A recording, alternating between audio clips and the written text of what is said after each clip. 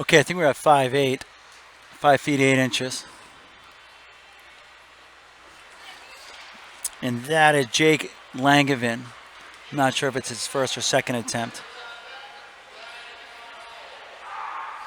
This is from Concord, Nate Hillier. He cleared 5'6" on his first attempt.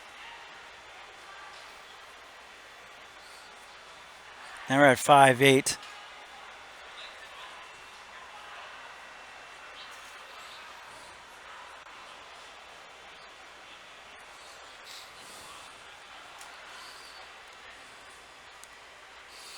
It's a good run up. And that's a clear.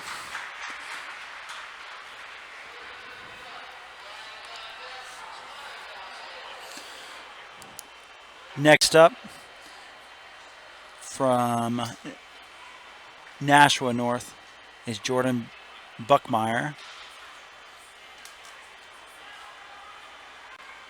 Again, we're at 5 feet 8 inches. Got about 10 minutes to the 4x800 meter starts and the track events begin. Okay, I think we're at 5'8", 5 feet 8 inches. It's a great change this year where they're starting the field events a half hour early. And that is Jake kind of taking a page out of outdoor track and field. Not sure if it's his first or second attempt. An hour and a half early. Well, that was a miss. Not sure if that was his first or second miss. From Concord, Nate Hillier. He cleared 5'6" on his first attempt. This is Merrimack. Now we're at 5'8". Brian Gannett.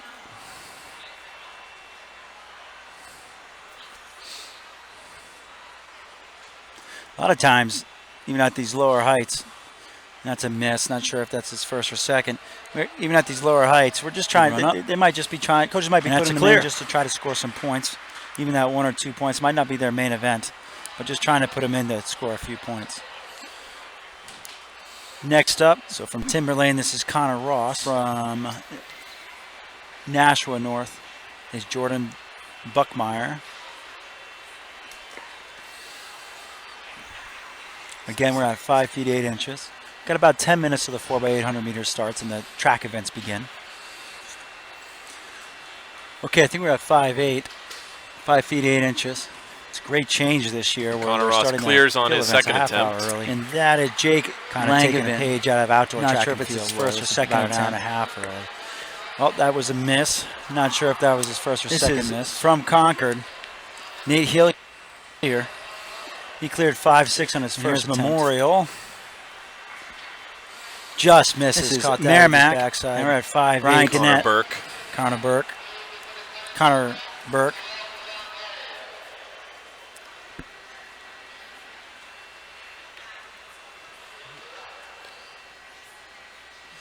Jake Langevin for his first attempt at Exeter. That's a good attempt. Clears. Cleared that pretty easily.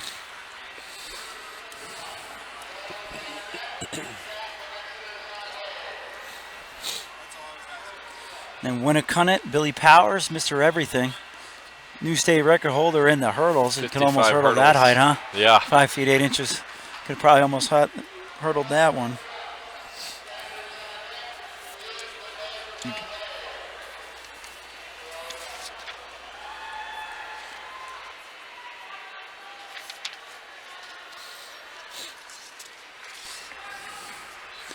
That is. These guys are just clearing it left and right. That was Nashua South. From Nashua South. Number 1 seed will tie for the number 1 seed with Billy Powers. You can tell Winnicott is trying to get some points here with Billy Powers. I mean, 6'2" high jumper, especially with that gap. I don't think he really has any impact on his 55 hurdles.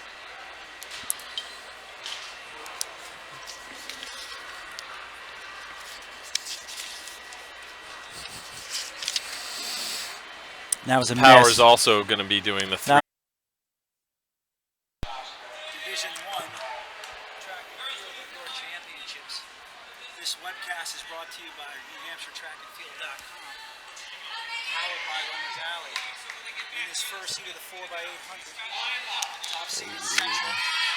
Pinkerton, Medford, Bishop Burton, Alvin, Merrimack, Winnicott, Nashua South, and Londonderry. We have Pinkerton. Going to an early lead. Pinkerton up to a big start. This is NewHampshireTrackandField.com, powered by Runners Alley. In this heat, Central, Pinkerton, Bedford, Bishop Girton, Alvern, Merrimack, Winnacunnet, Nashua South, and Londonderry. And that's Pinkerton off to the early start. Annie Sullivan with the leadoff leg. And they're through in 35 seconds. That's about 2:20 pace. BG's kind of settled into second. So it looks like several of these teams are going to test each other early. Just looking on down the line, it looks like a couple teams are pretty loaded up, which kind of gives you an idea of how the coaches are trying to stack this up today for the team title. Again, today, Bedford is favored. It's a big-time favorite today. Big-time favorite today. Bishop Girton and Pinkerton are also. They're through about 74, so they slowed down pretty well on that second 200 there, Dave. Still at 2:28 pace, not bad for a leadoff leg. So you mentioned that some of the teams are loading up. How do you think that's going to play into their strategies later in their individual events? Well, sometimes I would say, especially on a leadoff leg, you usually want somebody that's going to be pretty fresh and might not have a lot on their plate. It's a lot of times their anchor leg that you might want to keep, might have a lot on their plate today. So they can kind of gauge their effort when they know exactly how much more they have to go. So 152. 1 lap to go. There's a Pepin sister from Central making a move. They're pretty seasoned as freshman runners from Central. It's like Albert's making a move on the outside as well. And now Keegan, and I believe that's Keegan Pepin taking off, going for the lead on the backstretch. A lot of things with this opening leg is just trying to keep it close. Now, how does a team like Alvern how do they play into this when they're not going after a team championship? They can really just kind of lay everything on the line. Definitely load up the relays. We'll see what this opening leg is bringing. It's we're at 224, 225 right now. And one Pepin sister hands off to another for Central. 230, that's not a bad start. 230 for the first legs. And Alvern and Central, they were battled back and forth a bit during cross country. And a lot of times your best cross country teams can field a really good 4x800 meter relay team. And it looks like the two of them are kind of pulling away from the rest of the field. Well, Pinkerton, their third girl right there, she's one of their best runners from cross country. She's going to bring it close. I believe that's Ciara April. She's going to bring it right back into it. So I would expect Pinkerton to come right back into this. Again, it's still early in a 4x8. A lot can happen. If it remains right here, with like the top four, even the top 5 or 6 teams coming into the anchor leg, if you have a good anchor leg, any team can still win. Bedford's still in it. They're in 4th right now. Bedford, of course, that favored overall team. Got to be kind of careful here. They're letting the other 2 teams back into it, but you know what? You just don't know what the capability is for each of the individual Pinkerton athletes. and Bedford really closed the gap. The whole field's coming back together now. Second lap. And it looks like Bedford's making a move. Yeah, look for Pepin to make a move here, making a turn, trying to complete it before the turn, making a pass, trying to complete the pass before the turn, and she's successful with that. Let's see if Ciara April can respond from Pinkerton. That's Bedford in 3rd. Wow, if Bedford wins this, that would be a really good start to their meet today. Bedford's making a move right to the front. They're coming in ranked 3rd. Bedford was ranked 3rd coming into this today. It's a good solid pack right up front. I think all teams are still in it. Even Winnacunnet is a little bit off the back end there. Their anchor leg could be Kelly Arsenault, as a seasoned veteran. So the 200 to go. We have Nashua South making a move for the front. Drop back into 6th place. I'm sure they're looking to be a little bit higher up. Well, they could have Caroline Fisher on the 4x8 anchor leg, and she's one of the freshman phenoms.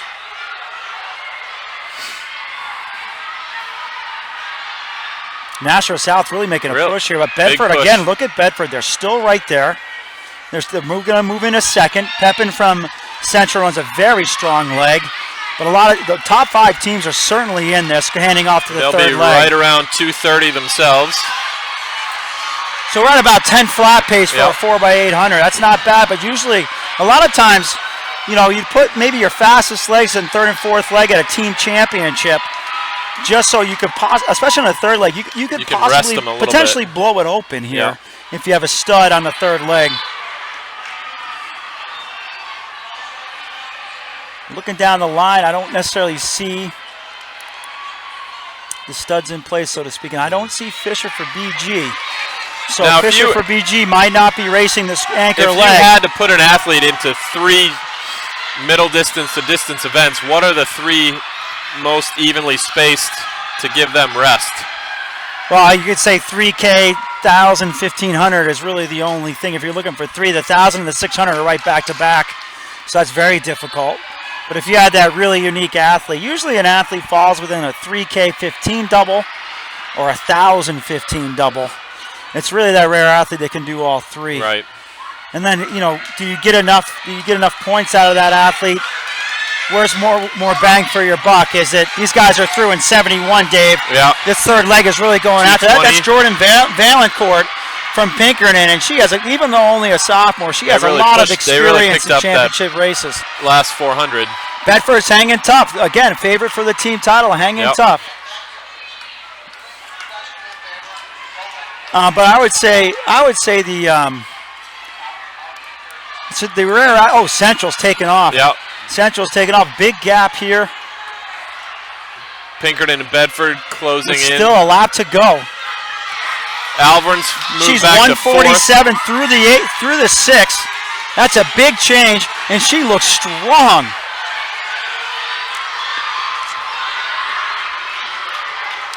I think that's Riley Descharme.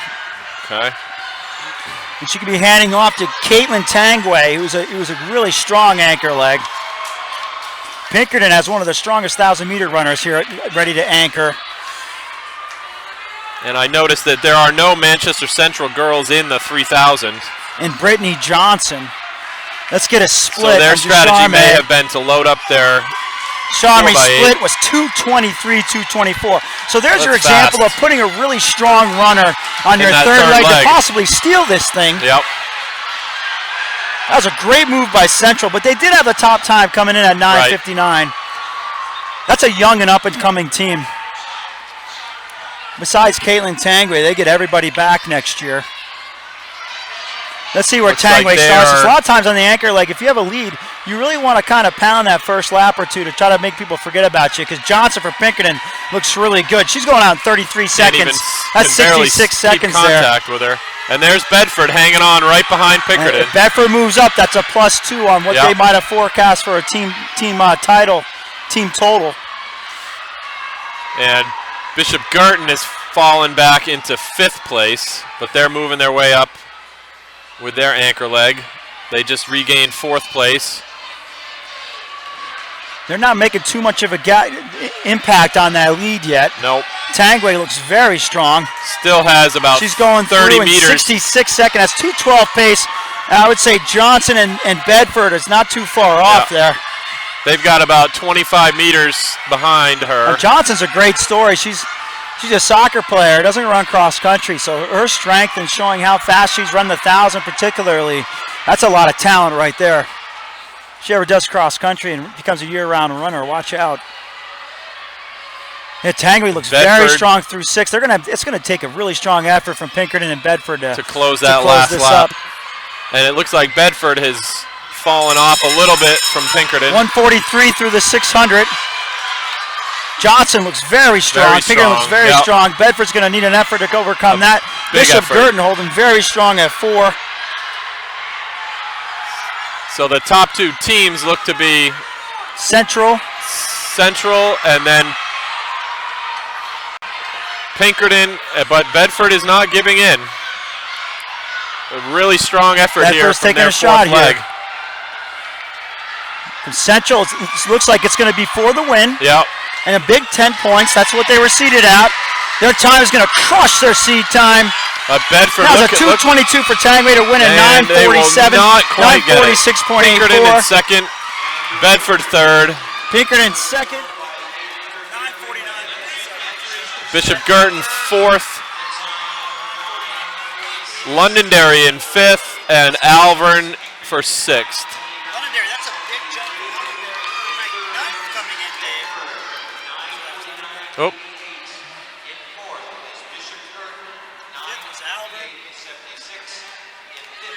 Oh, Londonderry still had a lap to go. I'm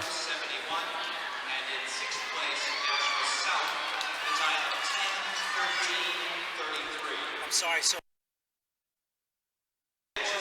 sixth place National South.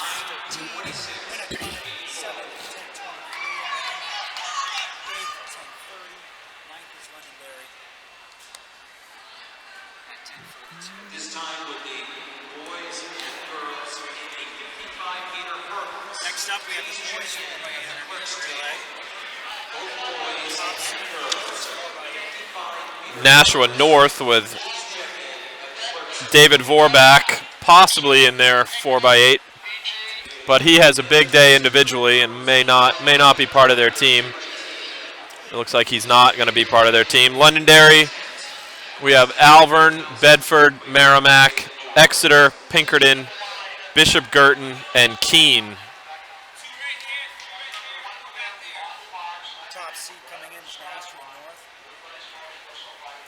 Without David Vorback in there, at least listed. They don't have to necessarily declare who's on the relay, Right. so I don't necessarily see him either. Without him listed, I'm not sure if that 8:28 is possible. We'll see. Now the boys meet not quite as close as the girls meet right now on paper, at least. On paper, well, North and Pinkerton are pretty close. No, it is. Okay. As far as battle votes are concerned. Oh, and they got a call back. We are going to call this race back.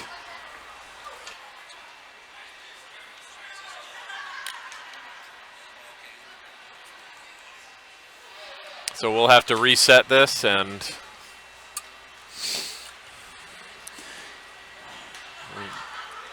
I couldn't quite see what the reason for it, but usually it means somebody was pushed and may have fallen. Once again, this is a call for 55-meter hurdles. Both boys and girls, 55-meter hurdles. Please check in at the clerk's table. So how do these boys reset mentally from a race that just starts like that? Well, it's kind of the same for everybody. You just got to kind of restart your routine. And take a deep breath. Try to relax the best you can. I mean, obviously your adrenaline was just pumping a second ago, but honestly, that does you no good to get overly excited or frustrated. Looks like we have a fair start this time. They'll watch. So the officials will watch for a turn and a straightaway. It's like Pinkerton jumping out to the early lead. That'd be Alvern in second.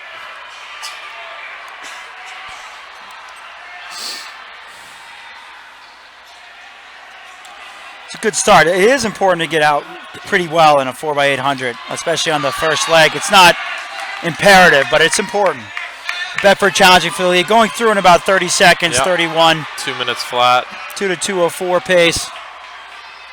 A lot of times the first leg, obviously, even though you might have your best runner on it, he might not have the fastest split. There's usually a lot of contact, especially in a championship race.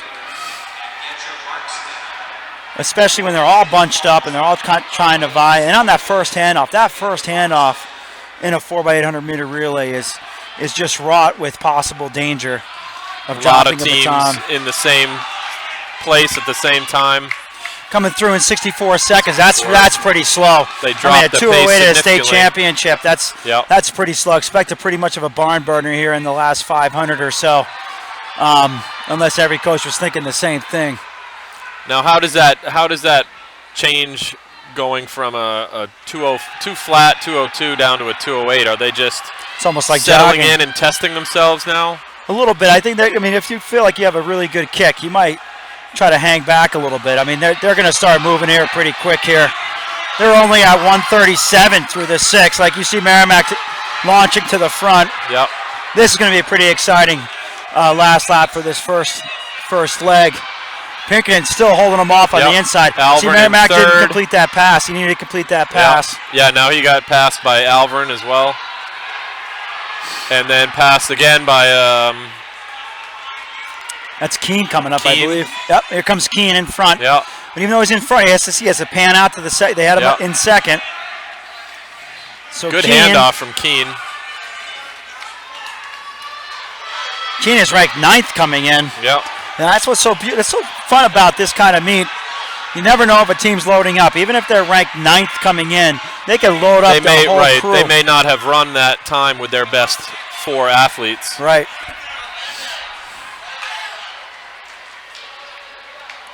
It's like we have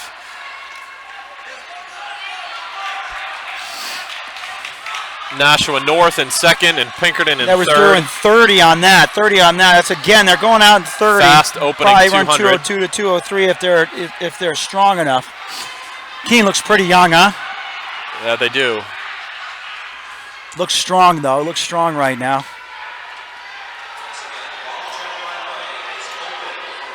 That's Raul Chalamuri. 2nd leg.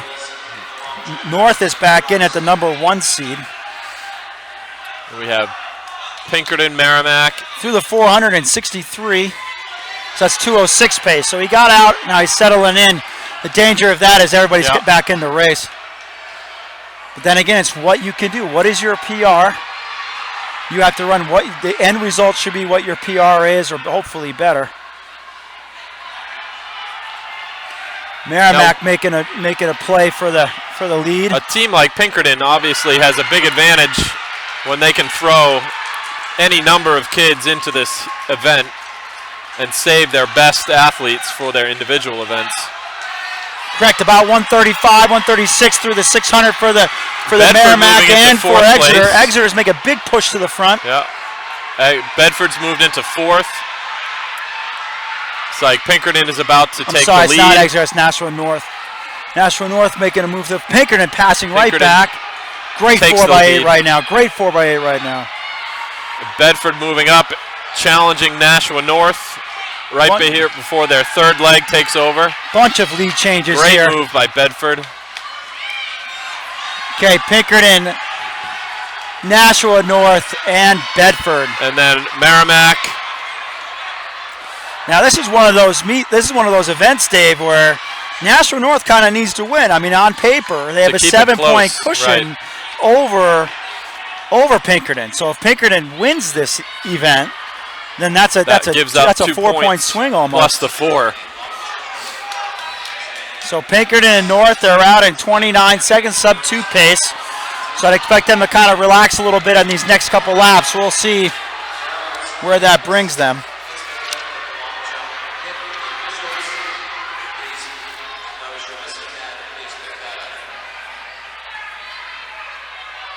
They are definitely relaxing in. Merrimack is bringing themselves back into this. None of these teams look to be threatening any of the records, either the state or the division record. Yeah, they division well record off that 804, pace. Yep. I mean, the 2016 champ, they were through that in about 61, Dave. So now they're to 202 pace. The last year's champ was 831. You just never know exactly how you're going to approach this. Going to lay out. Honestly, this is a team championship event. It's all about team today for the most part. Pinkerton's 3rd leg is opening up a bit of a lead over Nashua. Catch his split here. Yeah, if Pinkerton steals this one, this could be big. Oh, he's starting to tie up a little bit. Stay loose, young man. 133 at the 6. They all went out pretty well, though. Let's see what this 3rd leg has, what kind of fight they have. 200 in about 32 seconds. Sorry, that's Londonderry in 5th. Londonderry's in 5th. Londonderry ranked number 2 coming in. We'll see what his anchor leg has. Still, Pinkerton and North battling it out for first. Wow, they are battling. It's like North is going to make a move right here. North takes over the lead. Surging past Pinkerton. Now, if I'm that North anchor leg, I'd try to get a lot right here. He ran a 207 leg for the 3rd leg. Bedford immediately jumps into the 2nd place. Merrimack came back big time on that 3rd leg. They are right back in it. On paper, Bedford looks to be 5th or 4th, 5th overall as a team. So if they could move up on that, that would be a plus in their column. National North looks very strong to begin with, very, very relaxed. He's through in 28 seconds. Great opening 200 for him. As expected, the anchor legs look very strong. So, yeah, state record in this event is 801. Would put him right around 152. Okay. That's pretty fast. That's I'm not fast. Sure. 801 Merrimack 2008 is the state record with Billy Godfrey's team. They had some great teams back there. John Snell coached, one of the greats in New Hampshire history. Always has something. 60 points through the 400. Always has something in the middle distance. Does Merrimack? Nashua's certainly slowing a little bit, but they still have a fairly sizable 20-meter lead on Pinkerton. You know, they're closing it up here on the north anchor leg. They're closing it up. Sorry, they're Bedford is now in second place. They're starting to lap, running to lapped runners. But with a lap to go, Merrimack is making a humongous move here. 133 for the leadoff leg. Merrimack looks tremendous. And I don't want to count out Bedford. Can he make this move and hold it? Is he going to make a pass right now? Nashua's trying to hold him off. He's going to try to complete the pass by the turn. If he does, he could put it away. He has not completed the pass. Nope. North's going to hold him off. North has a response. North has a big response. A performance like this, if he can complete it, is a great way to start a run towards a team title. And it'll be Nashua North with a 205 Merrimack, Bedford, Pinkerton. Pinkerton drops down to fourth. Nashua North wins it in 8:35. 8:35. Merrimack second, 8:36.49. Bedford third, 8:37.42. Pinkerton fourth, 8:38.26. They lost a couple points on that. Yeah, they lost four points to Nashua North. On there, 8:39.94. Keene, 8:47.36. Alver 9 flat 3. Exeter 9:03.24. Wow, that was a great race. Again, slower than last year. Sometimes the time just does not matter. The race is what's exciting about a team title. In a team title, all that matters is place. And Nashua North picked up 10 big points on that 4x8, and Pinkerton only managed to get 4 points.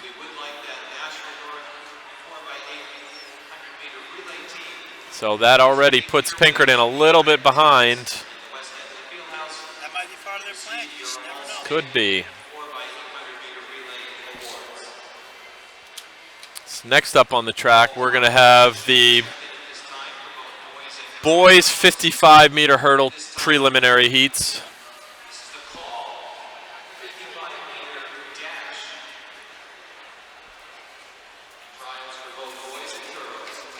The hurdles. Yeah, they're going to set up. The hurdle crew is going to set up. We'll introduce the first heat as we get a little bit closer.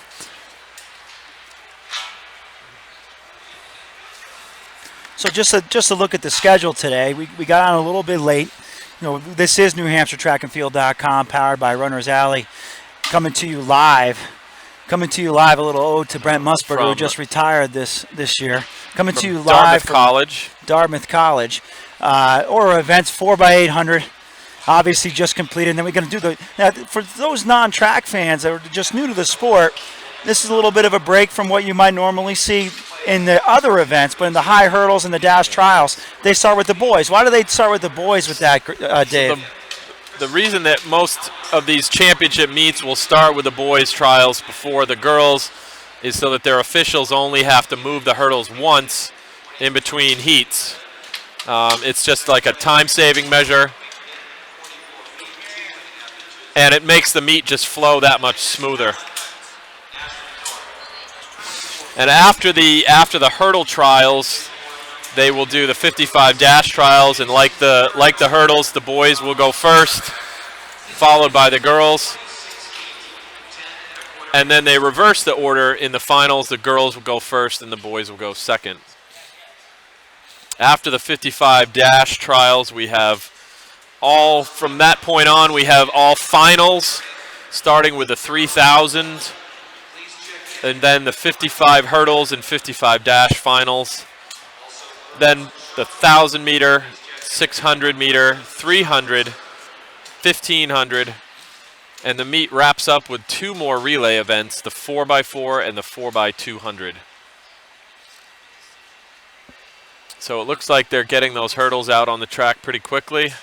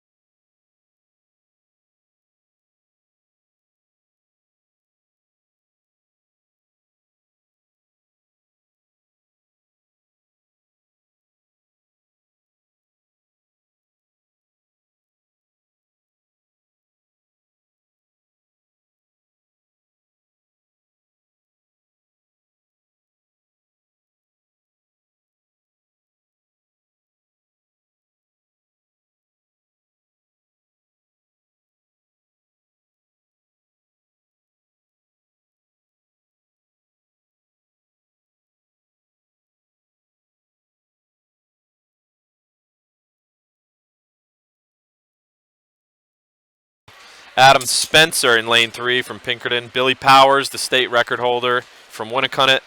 Evan Rogers from Pinkerton. Trevor Hodge from Pinkerton. Ryan Kenny from Memorial. And Justin Patton from Exeter in lane 8. Look for Powers to set the tone early in this first heat. Heat winners plus the next 6, so he just wants to sit comfortably and make sure that he's in that top spot in his heat.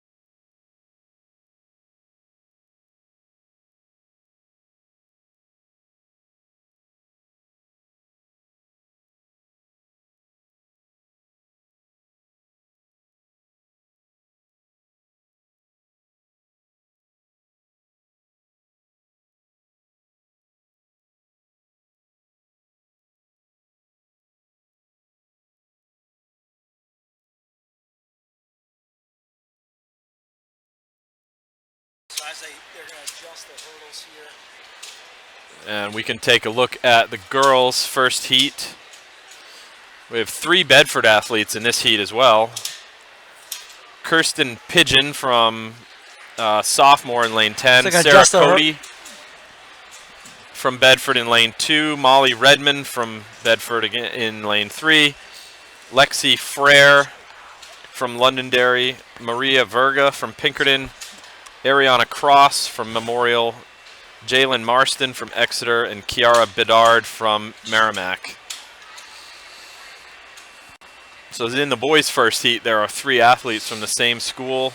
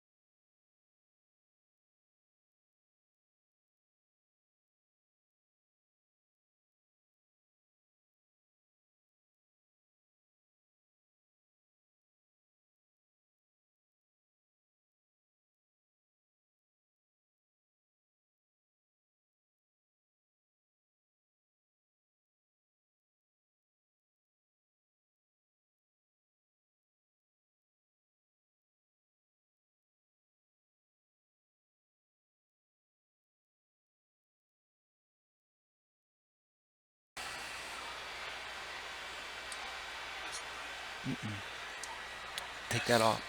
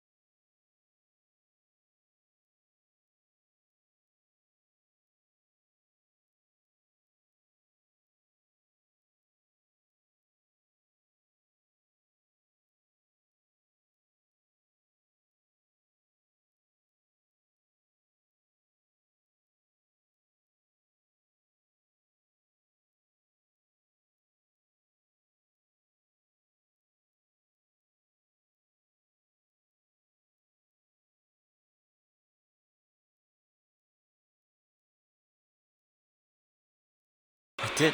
Marston, Exeter 5th. Bedard, Merrimack 6th. And Redmond and Cross both not finishing the heat. So as they reset for heat 2. Again, in the second heat, we have Catherine Peterson from Pinkerton, Caitlin Capizzuto from Merrimack, Winnicott, Carly Langevin from Exeter, Molly McCool from Bedford, Cameron Nichols from Bishop Girton, Shanna Scribner from Bedford, Erin Cunningham from Nashua North, and Vanessa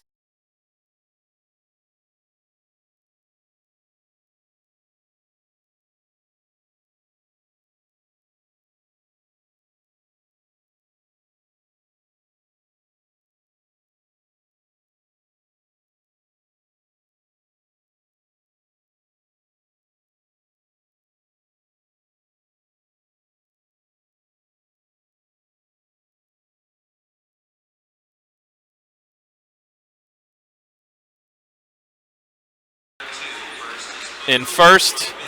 880. Peterson from Nichols from Bishop Girton, in second.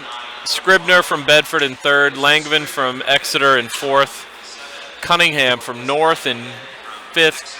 Capizzuto, Peterson, and Rivera round out the field. We'll have to see how the finals are going to shape out. But Bedford may have been able to repeat what Pinkerton did and put 3 athletes into the final. Now they'll take the hurdles off the track for the boys' 55-meter dash.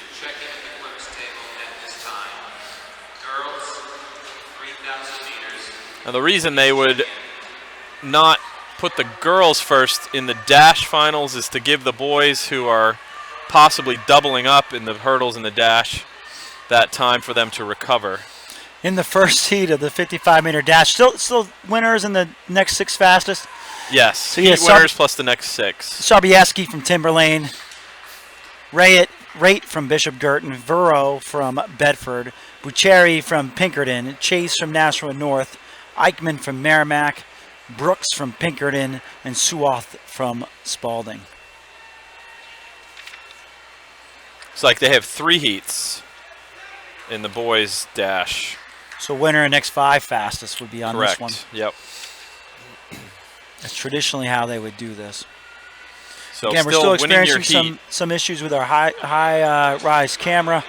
Hoping to have that ready by the 3,000.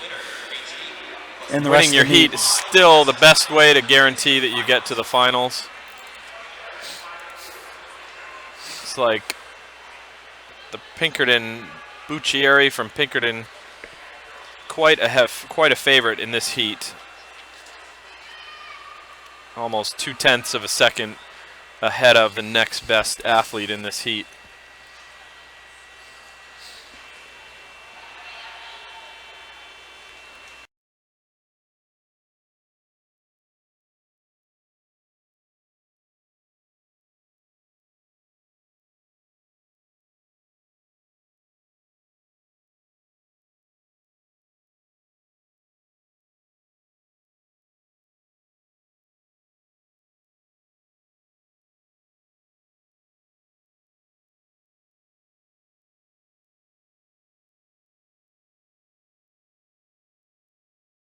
Win from that heat.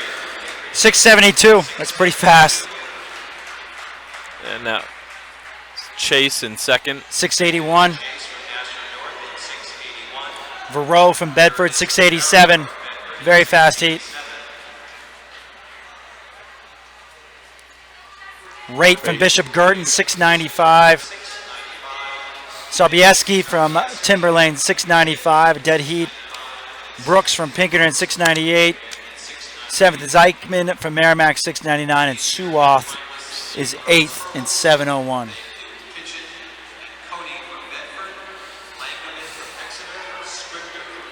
So in the second heat from Spalding, we have John Spelt and Eduardo Fernandez from Pinkerton, Joseph Aiello from Bedford, Randall Jenkins from Nashua North, Brandon Hanley from Winnicunnet, Tristan Delasima from Nashua North, Justin Weiser from Merrimack, and Kevin Bartos from Timberlane in this second heat.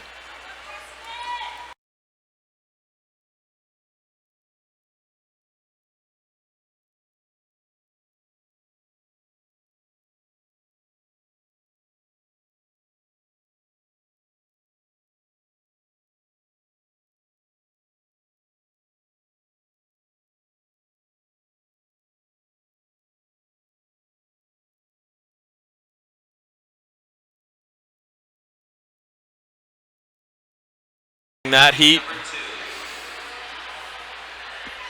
from Nashua North. 668. Aiello from Bedford, second, 679. Hanley from Winnicunnet, third, 683. Fourth, Fernandez from Pinkerton, 684. Fifth, Weiser from Merrimack, 688. Delasima North, 695.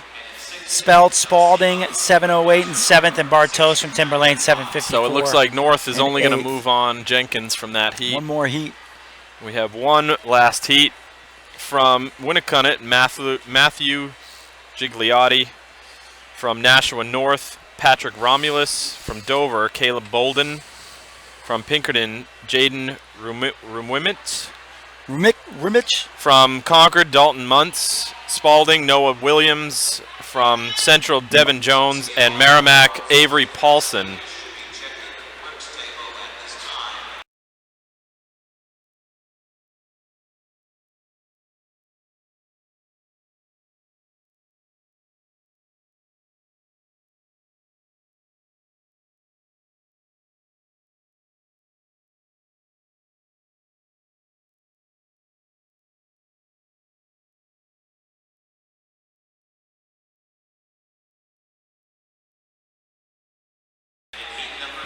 Followed by Pinkerton First place, in second. Mutz 666. Second, Rumich.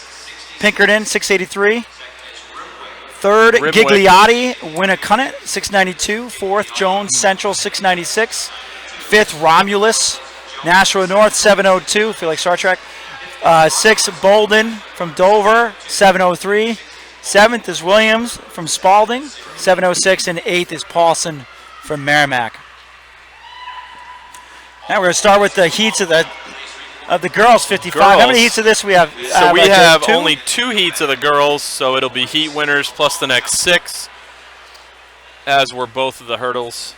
What's our first heat look like? In first heat, we have Haley Fontaine from Timberlane, Dakota Bilodeau from Bishop Girton, Taylor Moeller from Nashua South, Katya Lavasser from Central, Brianna Coco.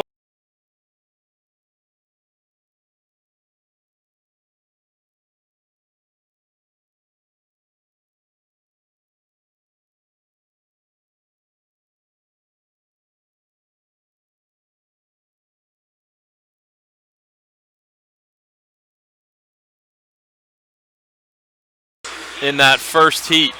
Lavasser is first at 739. Second, Coco from Bedford, 764. Third, Graves from Pinkerton, 768. DePrizio, Spalding, fourth, 776. Moeller, fifth, Nashua South, 780. Bishop Girton's Bilodeau was sixth, 782. Rogers, seventh from Exeter, 802. And eighth is Fontaine from Timberlane, 899. The state record in this event is by Yurgelis Ortiz just last year, 729. I'm sorry, in 2015 she ran 729. Last year she ran 730. That's the Division I state record and Division I champ, Yurgelis Ortiz from Londonderry. And then you have the state record way back in 1989 at 714, Angie Johnson. Which is a hand time. That is a converted hand time, not a automatic Correct. time. So what do we got for this From heat, Dave? Central, we have Nadij Masabuko.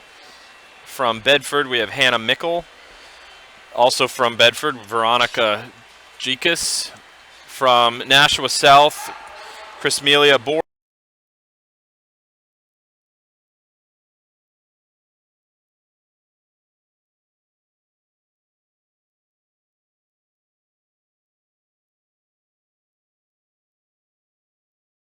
South, Chrismelia Borg from Nashua South. 761 from Borg. So she's into the final. Second place was Karoma from Merrimack, 766. Third place, Miss Everything, Gretchen McGrath from Londonderry, 767.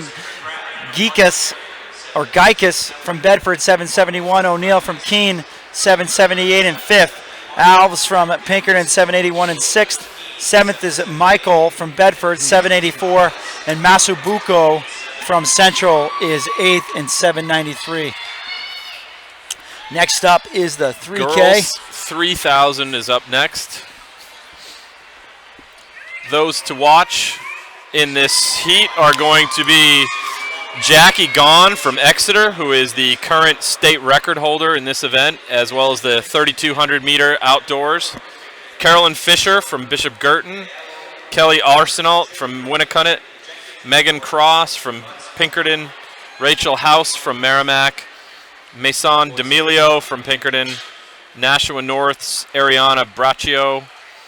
Bishop Girton, Gabrielle Dione. Alvern, Katie Bellomo, and from Pinkerton, Sadie Farnsworth. So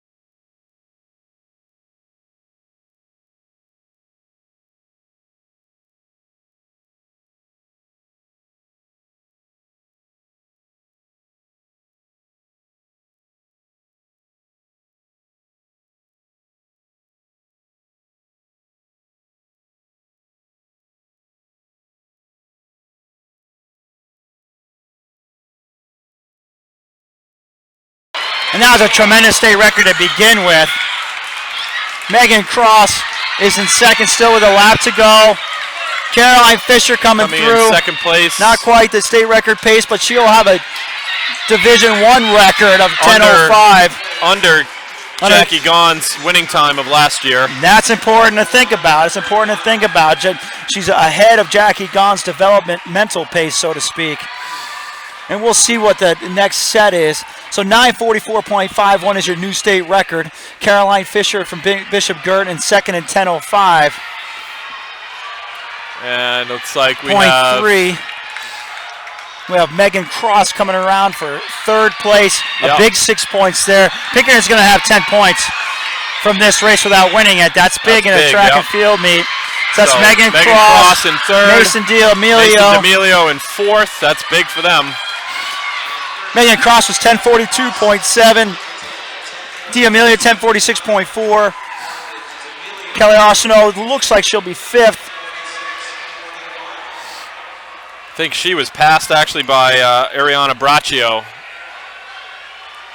Yeah, Ariana Braccio from Alvern, is it? Nashua North. Nashua North. Fifth. And Kelly Arsenault, oh, she might have just got snucked by Alvern. Braccio 11:10. Arsenault got 11:13. Belomo from Alvern 11:13.3. Just missed top six.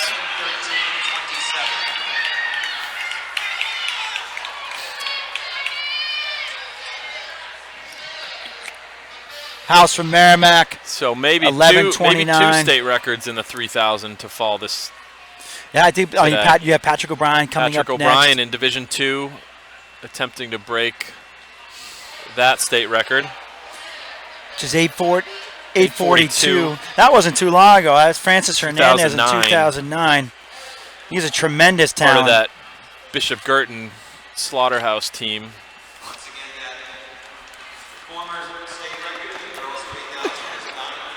Tremendous race by Jackie Gaughan. Well, Patrick O'Brien is Division II.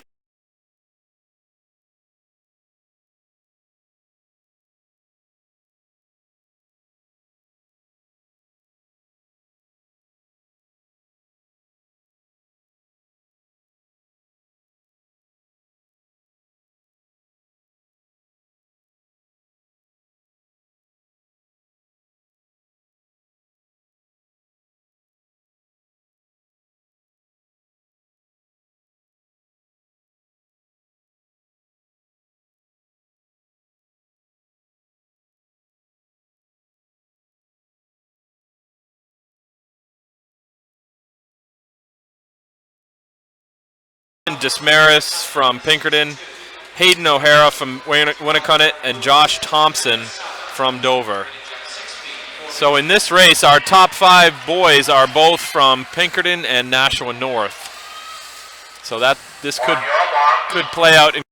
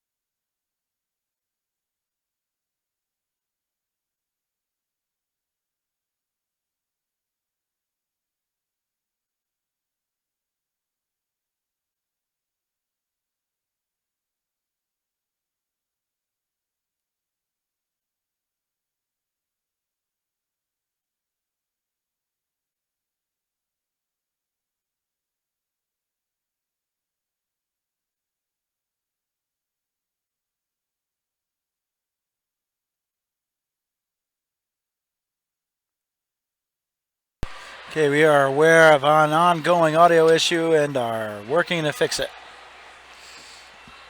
Right now we're getting ready for the 55-meter hurdle final.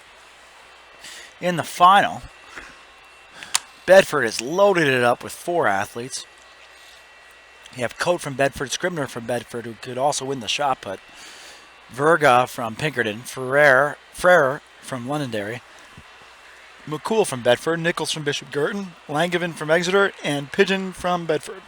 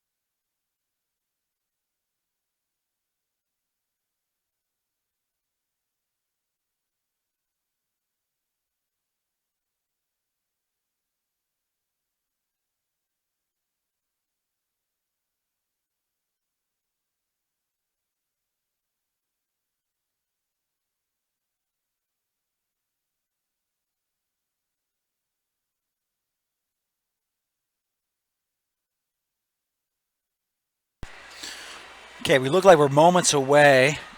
Got the white flag from Rick Berryman, so we're moments away from the start of the finals. The officials just need to see the white flag, and they'll be ready to roll.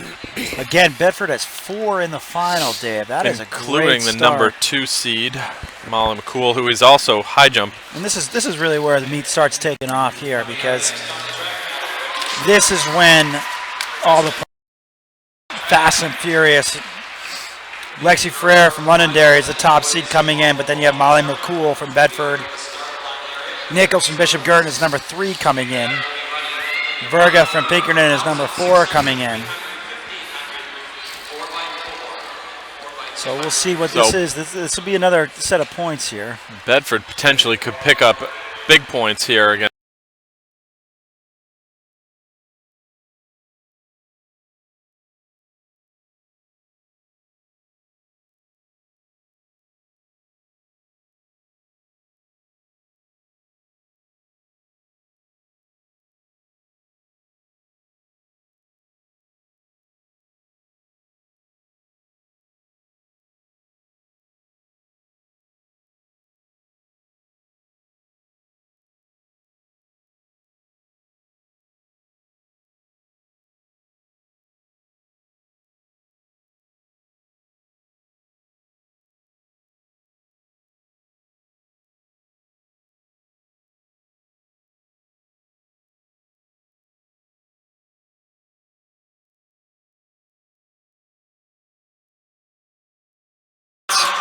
Coate Verga from Pinkerton was second with 860.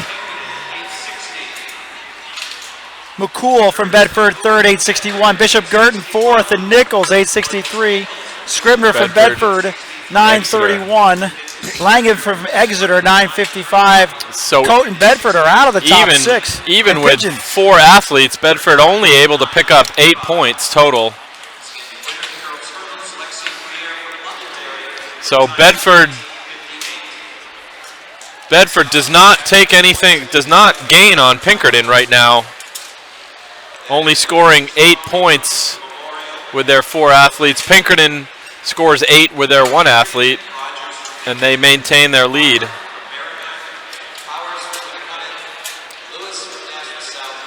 Bedford would jump ahead of Merrimack and Nashua North into second place overall for the team scoring right now. But Pinkerton holding their lead over Bedford. In the boys 55 hurdles, from Pinkerton we have Spencer. From Exeter we have James Vanderslice. From Nashua South we have Terrell Lewis. Second seed. From Winnicott, Billy Powers, Top current seed and state record holder. state record holder. From Merrimack, we have James Martin. From Pinkerton, we have Rogers and Cellini. And then from Memorial, we have Trombley. So Billy Pinkerton, Powers is probably looking to drop the state record even more here, I would think. I mean, this is state Yes. championships. It's the hurdles. He obviously is a strong endurance type of sprinter. and he's shown that he can drop a fast time even without a field behind him. He's just that talented of an athlete. So really the battle becomes for second place between Lewis, Martin, and Rogers.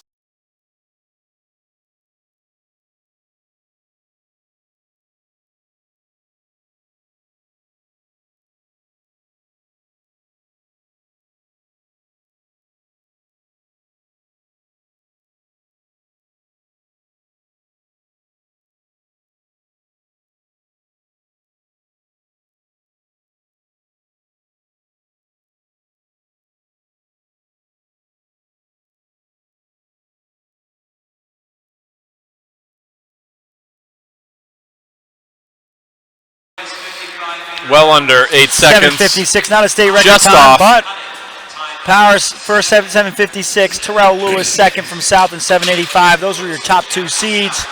Third, Martin from Merrimack 7:88. Pinkerton Rogers 7:94. Pinkerton Spencer 8:06. Exeter Vanderslice in 6 and 8:13. Cellini from Pinkerton 7th and 8:31, and Trombley from Memorial 8th and 8:47. So Pinkerton picks up 6 points Starting to gap it out, in the hurdles, and they open up a little bit more of a lead on Nashua North overall in the team title. They were 9 points up on them after the 3,000, so they add another 6 points. So that moves us to the 55-meter dash final. 55-meter dash final. For the girls. So we'll have Geikis Veronica from Bedford, Gretchen McGrath from Londonderry, Brianna Coco from Bedford, Katya Levasseur from Central, she's the top seed, Krismili Borg from Nashua South, Johanna Karoma from Merrimack, Amelia Graves from Pinkerton, and Marina DePrizio, who was your 12th seed, making it to the final from Spalding. Your state record again is 7.14 by Angie Johnson in 1989. Long-standing state record.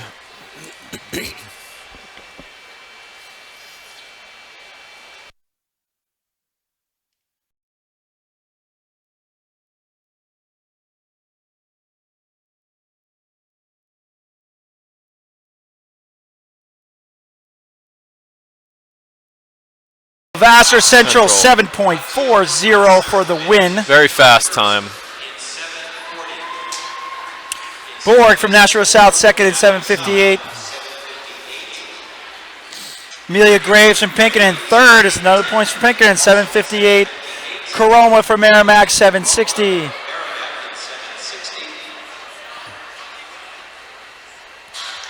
That was tight. Just give the timers a bit. Brianna Coco, 761. Gretchen McGrath, 766. That rounds out your scoring. DePrizio from Spalding was 776, and Geikis from Bedford, 777. Boys 55.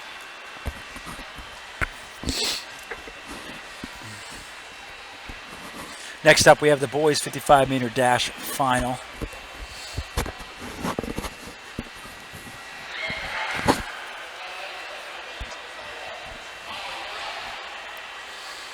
Boys 55-meter dash final. Dalton Mutz might need to be a favorite here. Dalton Muntz had the top time going into the finals, followed by Randall Jenkins. Here we go. So you got Brandon Hanley from Winnicott, Tyler Chase from Nashua North, Ucheri from Pinkerton, Mutz Concord, Jenkins North, Aiello Bedford, Rumich Pinkerton, and Fernandez Pinkerton.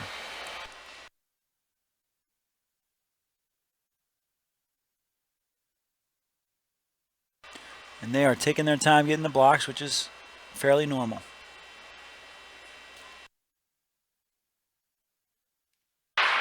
That's a great start. Fair start. Very fast start. It's like Muntz will take the win. Looks like Dalton Mutz in 6:66. Not sure about that Great number. time. That was pretty good luck for him today, huh? Yeah. Jenkins from Nashua North, 670. 670. Ucheri from Pinkerton, 670. Hanley from Winnicott, 671. Aiello from Bedford, 683 for fifth. Rumich from Pinkerton, 684. I have no idea how to pronounce that name. We'll just do the best we can today. Rumwick. We'll go Rumwick. That's how Ed Daniels is doing it. And here we come up on the 1,000. And as you can see, Dave, there's a lot of 1,000. kids that did the 4x8 out there. But the number 1 seed Leah is Salas from Bedford, who is number 10 in the U.S. Her seed time of 2:53 is number 10 ranked in the U.S. She's headed to Cornell next year. They're lucky to have her. And then you got Brittany Johnson. Also, again, the Phenom Johnson. She has a 4x8 in her leg, so we'll see kind of how she plays this. She's second seed at 3 flat 97. Shaylin Saunders, 306. McKaylee Randall from Keene at 308. Jordan Valancourt from Pinkerton. She ran a great leg on that 4x8. 314. Caitlin Pepin from Central, 314. She was part of a great 4x8, 800 meters as well. Danny Jewell from Dover, 314. Caroline Toll from Bishop Girton, 314 is her seed time. Grace Corbett from Merrimack. Jessica Ewing from Bishop Girton. And Sophie Kim from Merrimack round out your 1,000-meter field for the 1,000-meter 2017 Division I. Looks like we've got several Central and Pinkerton 4x8 members coming back to the 1,000-meter. Again, this is NewHampshireTrackandField.com, powered by Runner's Alley. Understand we've had some audio problems, but we seemingly have those fixed right now. This is our first kind of step into the toe of live streaming, so please bear with us. Again, we're New Hampshire's website, and we want to bring the action as much as we possibly can to really highlight what we feel are the best kids in the country.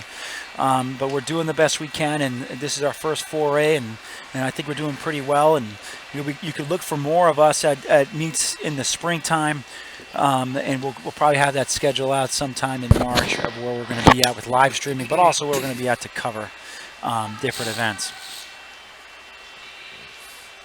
I wonder how Salas is going to play this, Dave. I mean, So would you expect her to 1,500? I mean, she has a shot at the sit state or record. just take it way out? I mean, the state record is 2:49.08 by Megan Duty 2 years ago, Oyster River. Yep. Duty now running at Georgetown, running quite well. But what she can really bring down, too, is Rachel Umberger's 2002 Division I record of 254.16. And if you remember Rachel Umberger, she won the national title in the 800, I believe, later in that year in 2002, in the outdoor scholastic title. Leah Salas did win this last year, and Salas is out fairly well. Out to an early lead. Out in 33-second pace. That's 66-second pace. We'll kind of see how that plays out. She must be going for that state record then. Must be going for the state record then. If she keeps this pace up, she's looking at a 247, 250. And she's not letting up. She is after it. Johnson is not giving chase. They had a little bit of a run through at Dartmouth Relays. Johnson was right out of the whole way. But Brittany Johnson's probably hanging back a bit for second. For her other events. I bet you she has some relays coming through. She's through the 400 in 66, 67 second pace. And once again, Central athlete who ran such a great 4x8. 248, Dave. She's on pace through 400. And as we know, the 1,000 kid, it's kind of a weird event, but if you learn how to run her, you could really drop the hammer. You have Johnson in second. And from Alvern, Saunders in third. That looks like Keene's runner. Keene's Carrillo's in fourth. fifth. That's Randall from Randall. Keene in fourth. And That was Carrillo a in fifth. 34.8 for the 200. She is rolling. She is going after that state It's like record. Johnson ladies is and gentlemen. content, though, to just hang on second place. Yep, she's going in there for points, and that's no problem there. Bailey Carrillo is fifth right now for Merrimack. We'll see what Leah Salas needs for the state record. She is still pumping those arms. We'll see what she needs. She's going to come through the half in 2:16, 2:17, ladies and gentlemen. She's through the half in 2:17. That was a 35-second quarter. She just needs 31-second 200 will give her the record. A 31-second 200 will give her a record if my math is correct offhand. Merrimack's Carrillo moves up into third place. She's going to really have to rip. That last 200 was a 34. If she rips, she's going to come close. I think you could kiss the Division I record goodbye. I think she's going to get that, but the state record is definitely in jeopardy. Not quite going to get the state record, Dave, but she looks like she's going to get the Division I. She comes through at 252. She will. It's a new PR. Break Rachel Umberger's Division I record. 252.42. That's a new Division I record, breaking Rachel Umberger's record. And Johnson doing the perfect job of just coming in second. Saunders third. Carrillo moves up to fourth in 3:06.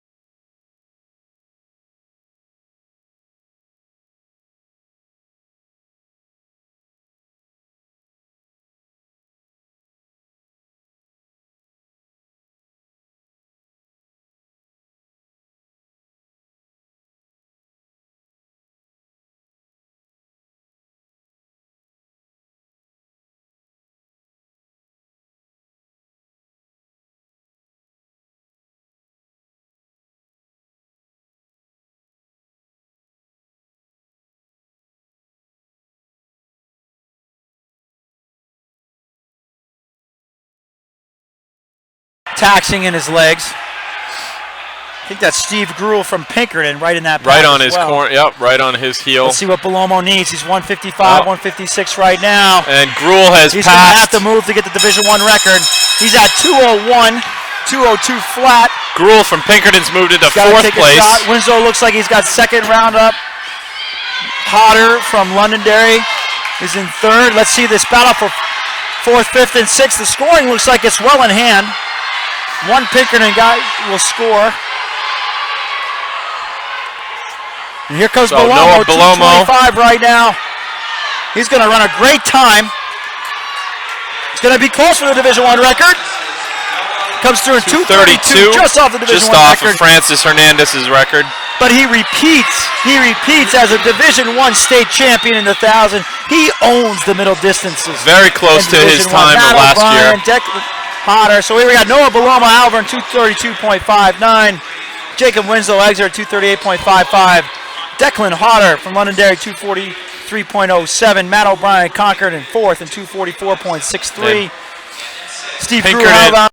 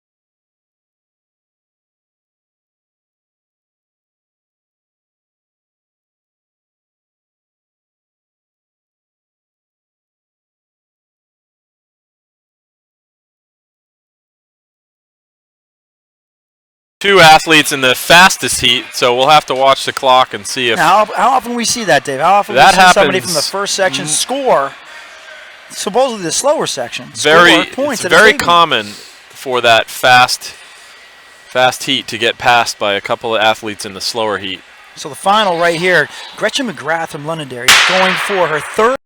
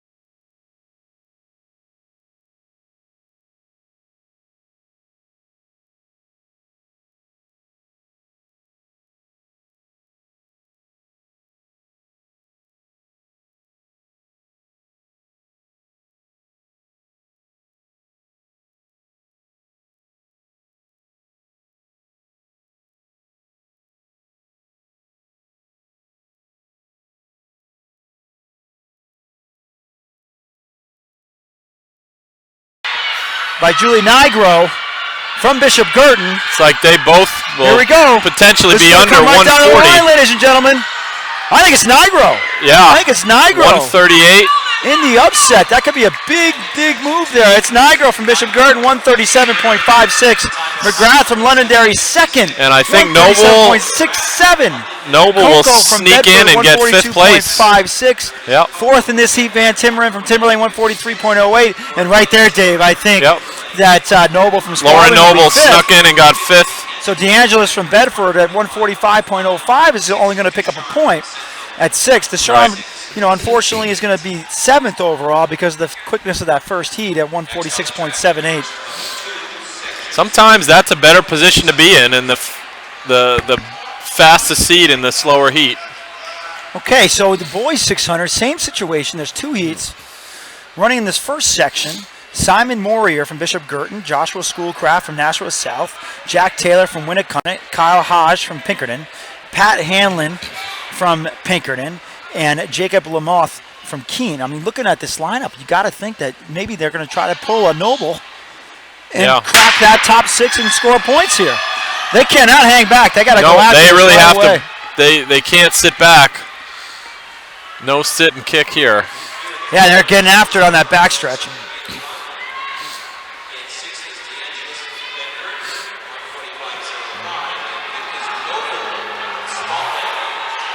You see on this break is pretty important. Now on this break, you don't necessarily want to cut right over and make a direct left turn. You really want to kind of run the tangent, run to the corner of the tangent. Think about Pinkerton leading 1-2-3 through that first lap. They got to start pushing each other. With Schoolcraft right behind them. You got Hanlon and Hodge from Pinkerton. Phelps. And Phelps. Yeah, they're going after it here. 55, 56 at the 200. 56, wow. I'm not sure who is who, but... And they look very good. This obviously is Pinkerton's plan. They've always had great middle distance runners trying to score maybe one or two in the 600 final. We'll see how this comes about in the next section. They are running very fast for this first of two heats. Pinkerton is just so deep in the middle distances. That fast heat is going to have to be careful because this is pretty fast. It's going to be 126. That's pretty legit for a slower section. Yeah. And now it's Pat Hanlon and Pinkerton 126.21. Fells from Pinkerton in second 126.49. Hodge Pinkerton 127.81. If that was the final, they would have been really happy. So looking at the seeds coming in, Hanlon's time actually beats the number one seed, Eric Little from Dover, coming in. But that's on paper. Moyer from Bishop Girton was see. fourth, 129.17. Taylor from Winnicott, fifth, 129.31. And Schoolcraft from South was sixth. But those two Pinkerton runners definitely put the pressure on this fast heat. So we got Eric Little from Dover, the top seed, 126.51. Noah Woodman from Pinkerton, 126.53. Jacob Swanee from Timberlane, 126.71. Those are the seed times. Aiden Kenny from Bedford, 127.24. Stephen Brady, Spalding, 127.30. So they need to get out after it. They can't sit back on each other and wait.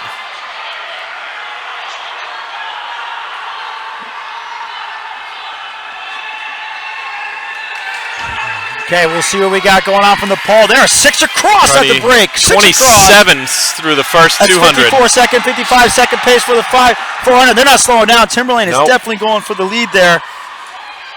And that's Jacob Swanee from Timberlane taking the early lead. Credit a lot of this from those two kids from Pinkerton in the first heat. They really put the pressure on. Eric Little's in great position from Dover.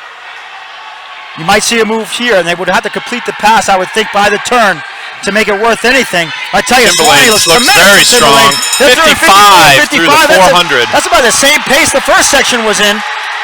We'll see how this develops. And on the outside, there comes that's Pinkerton. Noah Woodman on the outside, trying to pass Jacob Swanee. He completes the pass. Little from Dover is still in it. Swanee's not done, though. Swanee's not done. He's taking a shot here. They're going to have to race this all the way to the end. And it looks like it will be Noah Woodman. 124. 125. I tell you, that first section was fast. So Woodman from Pinkerton wins the state title in 124.73. Swanee from Timberlane second, 125.08.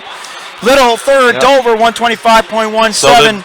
Keene from Lamothe from Keene 125.77. The top two boys from that slower heat knocked out Kenny and Brady, who were 5th and 6th from Bedford and Spalding, 126 and 127. So those top two from there section it is again. one The did slower, it again.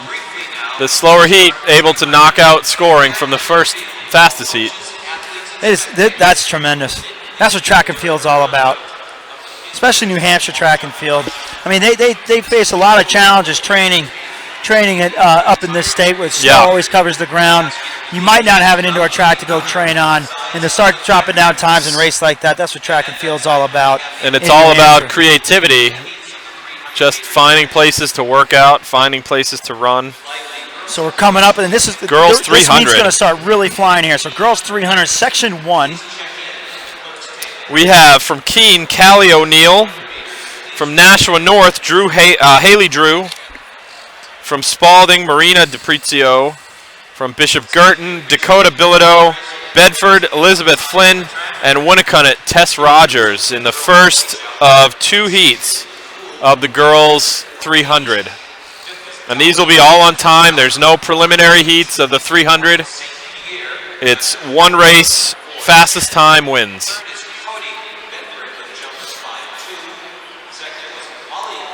The state record for this event set in 2007 by Anna Chiafretti from Lebanon, 39.87. The Division I record of 40.93 back in 2010 from Melissa Higgins. Thank you very much, everybody, for your cooperation. Now ready to get underway with sections of the girls. This event will have a new champion as Elise Renahan graduated last year and is not defending her title.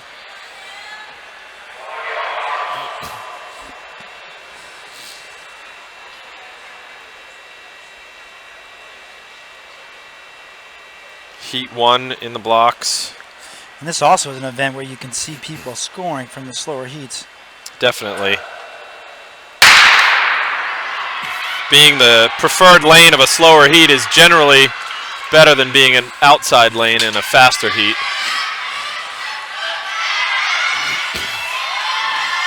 So off to the early lead, already making up the stagger. Elizabeth Flynn lane out 4. really quickly in lane 5.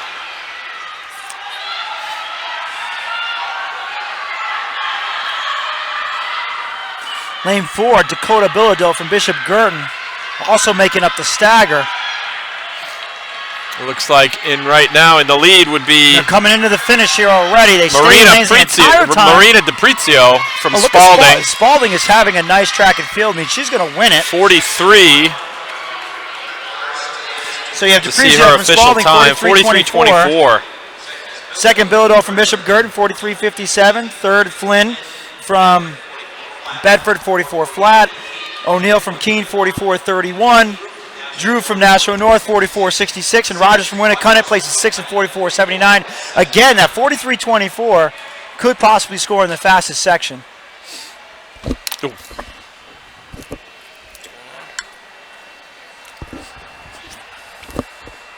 Heat 2 of the girls 300, we have from Nashua South, Chrismelli Borg, Saoli Wright from Merrimack, Katia Lavasser from Central, Amelia Graves from Pinkerton, Maria Verga from Pinkerton, and Brianna Coco from Bedford.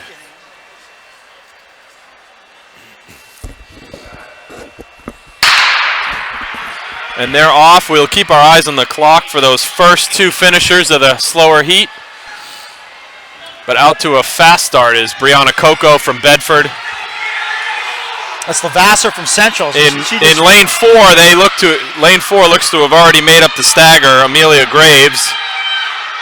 Watch for Lavasser from Central at 42.94 as well. But Graves, you're right. Graves is number 1 seed, 42.20. She has definitely made up the stagger on everybody. As they come around the turn, although Graves looks like she's... This is from Pinkerton. It looks like Graves is going to go for the win. Coco's for Graves for the win. And Pinkerton then 1-2. Verga in second. Let's see how those times hold up. Millie Graves, 41.73. 41-73. Betters her own seed by over half a second. That beats last year's Elise Renahan's time. Verga So- from Pinkerton was second, 41-91. Levasseur from Central, 42-07. Fourth is Coco from Bedford, 42-20. Fifth is Wright from Merrimack, 42-74. And sixth is Borg. And that is truly sixth because the first section So was the 43 first seconds. heat not quite able to pull off the upset like the 600 did. Boys moving quickly. Very This quickly. is how we do it in New Hampshire. Larry Martin started this In- winter track league back in the 1970s. He's still at the helm, ladies and gentlemen. And boy, do they Lane- move fast. Lane number 1 from Exeter is Dante Radigonda. In lane 2 from Pinkerton, John Brooks. Dover, lane 3, Caleb Bolden. From Winnicott in lane 4, Brandon Hanley. From Bedford in lane 5, Connor Collins. And in lane 6 from Central, Devin Jones.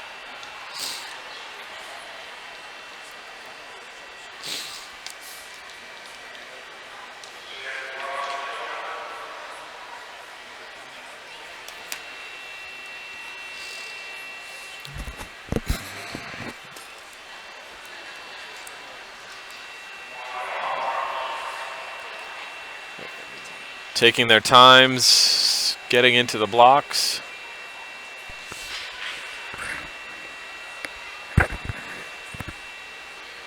It looks like a couple of athletes not using blocks in this first heat.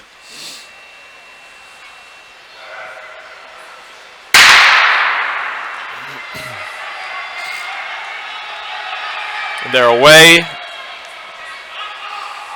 Yeah, hard. Now the danger of the 300. Where are the dangers of the 300? These guys came flying by us. So you got to be thinking you have to pace yourself a bit. I mean, A little bit, but you can't hold off too much. and right now you see those that might have went out a little bit too hard, their form starts Yeah. breaking down slightly, but that's when you just go to the arms. We'll see how this time holds up. It looks like Central Central, is going to come across. He got after right away, 37. and that's right at So Devin Jones from Central wins that heat. 37-01. Hanley from Winnicott, second, 37-27. Collins from Bedford, 37-82, third. Brooks from Pinkerton, 38.19, fourth. Bolden from Dover, 38.55, fifth. And Radigonda from Exeter, 38.88. So we'll see how that 37-01. We'll see. Where does that put him as far as seed times, Dave? Well, if we look at the fast heat, there are 4 athletes under 37 seconds. So it doesn't take him out of the scoring, but It's gonna it be a tough road. will make it tough for him to score. But I will tell you, he looked tremendous. It looked like he ran that 300 rather perfectly. He got out well, extended down the straightaways, worked the turns, and kept his Kept his form all form the way to the through. finish, and that's Ran phenomenal. so often you see those 300-meter runners start to fall face first after the line. But Dalton Mutz from Concord in here again. Coming back from the 55. Your best sprinter is wannabe in these. Billy Powers is in this as well. Mike That's why it's good. Giraldi from Bedford in lane 2. Samuel Mena from Nashua North in lane 3. Jacob Martin from Merrimack in lane 4. Jaden Rumwick from Pinkerton in lane 5. And Billy Powers in lane 6. Do you have an open lane? So it looks like Open lane was lane 6. Lane 4, I mean. like Jacob Martin is not running in this event. Okay, so all these guys will most likely score as long as they get under Yep. 37. So that means Again, it really Jacob. favors your taller runners in the 300, your taller sprinters. Even though it's on an indoor track, Dartmouth's turns are very gentle. Yes. You keep your stride going pretty well as opposed to Looks like right now Samuel Mena from Nashua North. He's going to take. Oh, Pinkerton comes at the just end. Outleaned by Jaden Rumwick. Rumwick for the Pinkerton. win in 36-38 from Pinkerton. Second was Mena from Nashua North, 36-49. Giraldi third from Bedford, 36-51. Or is that? And then fourth Jones. was Billy Powers when it cut at 36.61. But then I would It's say like Jones is in Jones from the 5th first and section. Brandon Hanley would be in 6th. So Both of Dalton them would have Muntz beaten Dalton Mutz, who was 5th. gets shut out. He's going to be 7th. Girls 1500. Oh, here comes And that Jackie could Gone and prove Sal's coming important up for next. Merrimack too, with Jacob Martin scratching from the event, that eliminates him from both the 4x4 and 4x2 relay. Correct. Because as of this meet, when an athlete scratches, they are scratched from the remainder of their events So as here well. Here we go with the 1500. And you have, again, Jackie Gaughan step into the track with a seat time that's faster than the state record. Does she have 2 in her today? She already broke the state record in the 3,000. I'm not saying she just broke it. She smashed the record. And So she would be going after not a teammate of hers, because Shannon graduated before Jackie came to Exeter. She's now running at UNH. Shannon Murdoch of Exeter has the current state and Division I record. 1,500 is loaded. You got Jackie Gaughan, Leah Salas, who broke the Division I record in the 1,000, a state champion. Brittany Johnson's already run twice today, 4x8, and also placed second in the 1,000. Then you have Kelly Arsenault in the 4th. It's 5th in the 3,000. Caroline Fisher was second in the 3K, under Division I state record time at the which was held by Jackie Gaughan last year. Jackie Gaughan, so she's on the same pace. It's really interesting to see how they play this one out. To finish off, who's in this race? Shaylin Saunders from Malvern, Caitlin Tangway from Central, Megan Cross from Pinkerton, Jessica Fontaine from Malvern, Keegan Pepin from Central. Yet there are twins. You're not double seeing this. Kaylin Gregor from Londonderry, Mason D'Amelio from Pinkerton, Delaney Flanagan from Bedford, and Lauren Robinson from Nashua South. So Jackie Gaughan being for all the marbles right here. Jackie Gaughan looks like very disciplined, not panicking when that Pinkerton girl went ahead of her. And Caroline Fisher went right up behind. Kate looks like Brittany Johnson is in 3rd, and Kelly Arsenault. So they're rolling pretty good. Kelly here. Arsenault moved into 3rd. They're not going for a state record here, I don't think. It looks like they're running the same pace they ran for the 3K. And that's okay. But again, Jackie Gaughan first, Caroline Fisher second. It's like Kelly Arsenault 3rd, Brittany Johnson 4th. They're through in about 78 to 82nd pace. 78 to 82nd pace. The line is across the track from us.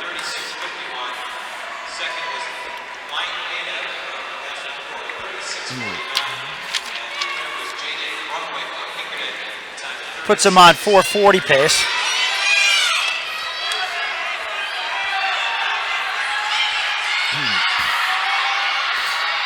So Jackie Gaughan Fisher establishing herself Johnson, in the lead. And Arsenault. But it would seem that Jackie Gaughan is content with simply the win in this event, not really testing that state record yet. Yeah, 158 would bring him just through 600, brings him just about 455 pace. You might see this start stringing out a little bit soon. Again, Gaughan, Fisher, Johnson, Arsenault.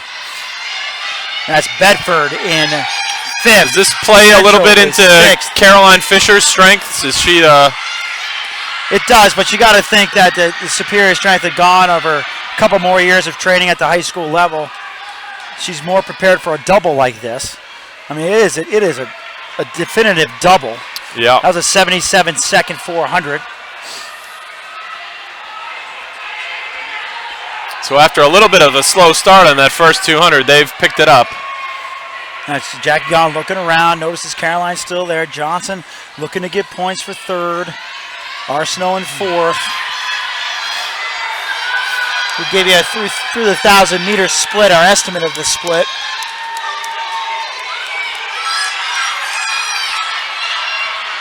Again, Gaughan and Fisher in a nice tight race. Leading 3:11, 3:12. They're on about Brittany 4:47 to 4:50 pace for a 1,500. Brittany Johnson has dropped back a little bit off of that Again, lead pack.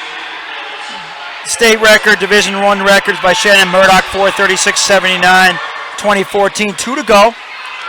Fisher looks really good in second. She looks phenomenal in second. She can hold her form. You just never know.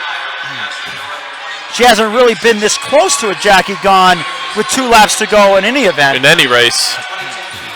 We'll see what Jackie has here. Looks like Jackie's starting to turn up the heat a bit. Brittany Johnson in 3rd. She's comfortable. Arsenault in 4th. That was a 76-second 400 by Jackie Gaughan. So stepping on the pedal a little bit. That gap is just happening ever so slightly. 1 to go. 4:04, 4:05. She'd have to really work hard to get that state She needed record. a 31-second 200. I mean, it's not out of the realm of possibility. It's not out of the realm of possibility, but she's going to smash what she did last year at this time. Yes. So we'll see. Let's see. 451 last first, year. Fisher second. Johnson, again, Pinkerton picking up more points, third. Kelly Arsenal from Winnicott is fourth. Nashua South, that's Lauren Johnson, is fifth. Central is sixth right now. Jackie gone 442. Caroline Fisher 446. So Gone, Exeter 443.10. Johnson. Fisher second, and Bishop Gurr Easy win, easy third place. Johnson, Pinkerton 454.91. Fourth, Kelly Arsenault from Winnicott at 5 flat points.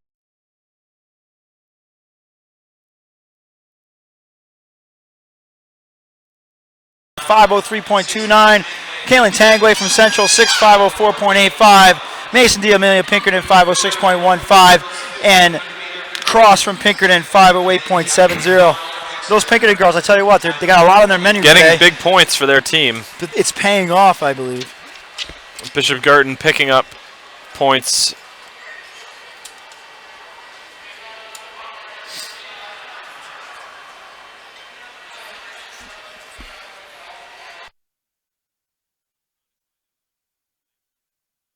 He's going to go. So the 1500, that was a great run. It's obviously two-time state champion in one meet, Jackie Gone. Here we move to the boys 1500. Boys 1500, we got David Vorbach at Nashua North. Noah Baloma, very short rest from the 1000 from Alvern. Connor Muse seems to be doing everything today, Nashua North. Got Graves from Pinkerton, Zano from Londonderry, Bastick from Pinkerton, Gagnon from Pinkerton, and Vaccaro from Merrimack.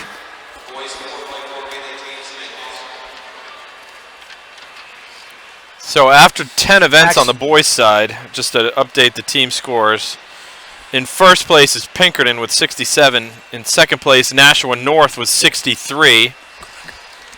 In third place, Winnicott with 37, and Merrimack with fourth with 26. So it's 4-point difference. 4-point difference right now. Nashua North, and that's after the boys 300. What about the girls? We have right now in first place, you have Bedford running away from it after 10 events scored. 73 points. Pinkerton second, 58 points. Bishop Girton third, 35 points. Manchester Central fourth, 34 points. They're only a point away from Girton, but Girton obviously picked up some points there with Caroline Fisher in the 1500. Fifth, Nashua South, 23 points. Londonderry is sixth at 19 points. That's after 11.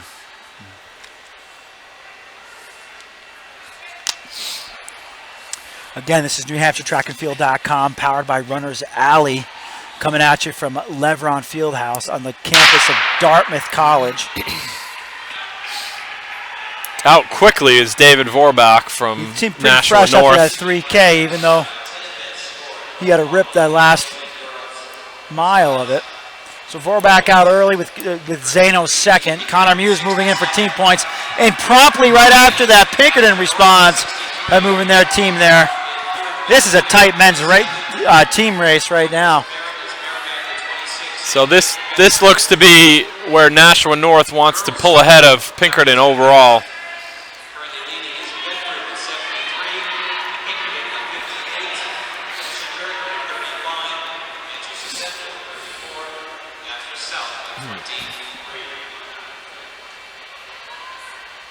Vorbach and Zano continue to lead the pack. Connor Muse, two Pinkerton runners right there. The Pinkerton wants to make sure they keep within striking distance of the two North runners. And they've got a third. Pinkerton has a third in the event. They're But 67. 67 is about 4:24 pace, about 4:25, 26 and change. 4:05, 4:06 and change pace.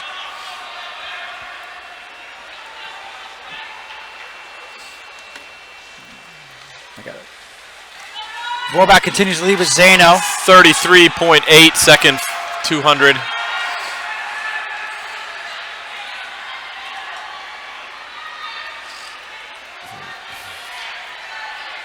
They're through the 600 and just about 140, 141. So Graves is again past That Connor brings it to Muse. 358 pace. And Patrick Bastek is now going to pass Connor Muse as well.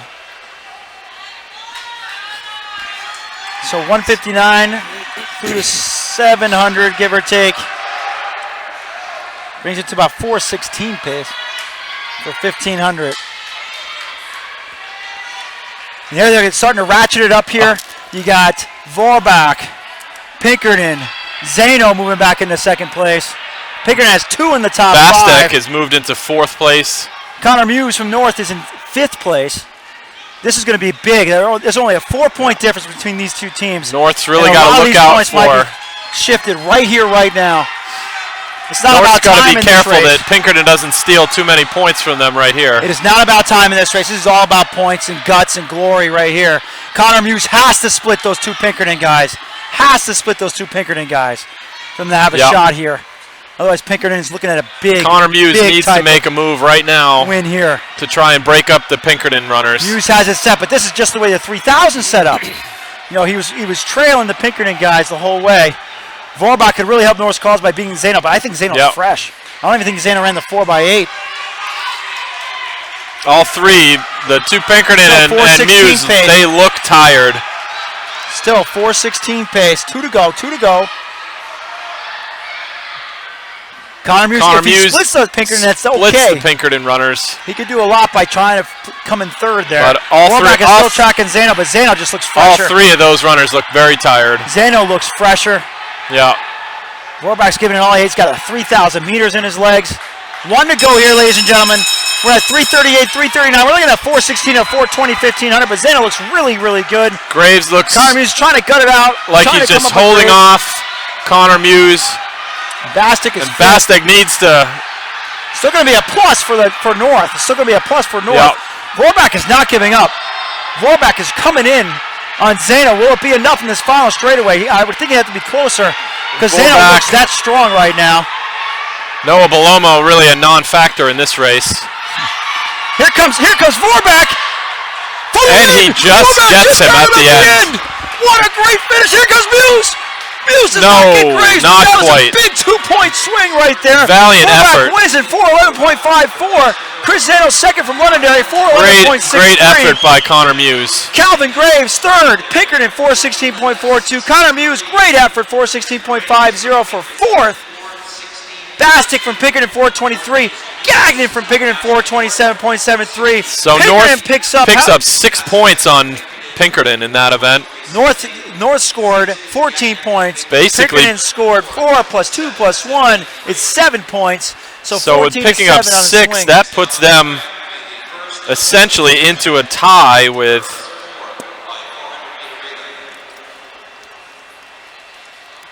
What a great race. You have Seeley from Londonderry, 7, after 4:31.24. So after the boys, Exeter, 4:32.79 and 8th. 300, Pinkerton was only 4 points ahead of North. So North picked up 6 points and moved ahead of Pinkerton. Seesaw battle here at the New Hampshire's Division I State Championship. It's going to come down to those relays. Into the relays, because I think shot put is in, long jump is in, high jump is in. We're still it waiting certainly on. Is coming down, I believe. We haven't seen boys long jump results. Okay. I think that's the only field event. Boys long jump results are in. So we truly is coming down to the relays. Which team has the bigger depth, the more effective depth is going to win the state title this year? All field events are in, we're being told. This is going to be a tremendous meet finishing up. So 4x4s now. Girls first section, Dover, Alvern, and Winnacunnet. So Bedford has 9-point lead on Pinkerton going into the 2 relays on the girls' side.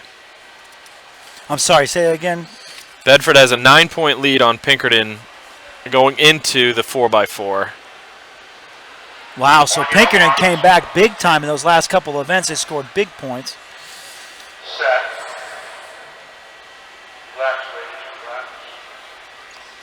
And Nashua North has a 1-point lead.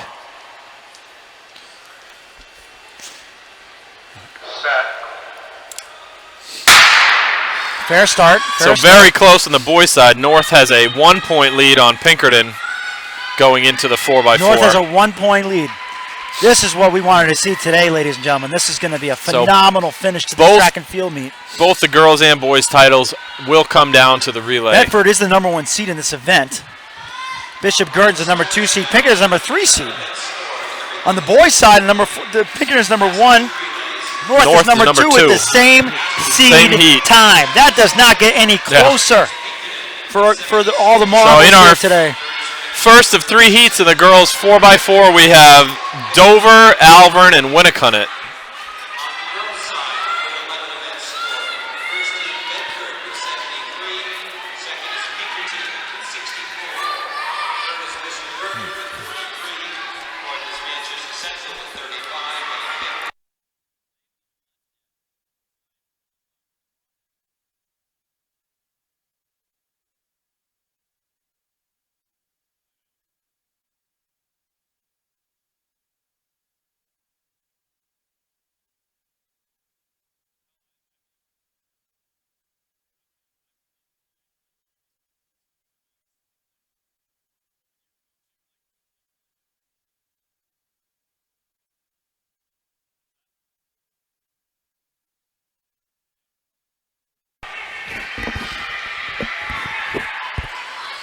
So after the second leg takes over, Alvern is in the lead, followed by Dover and then Winnicott.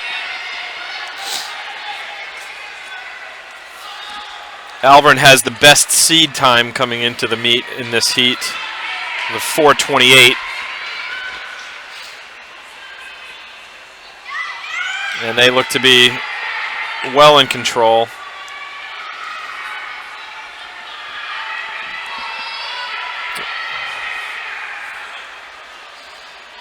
The first heat could be important.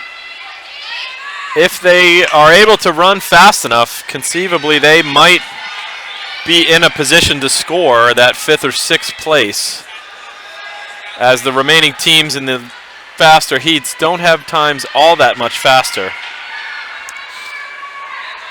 So the Alvern team could really put the pressure on by running a very fast time here.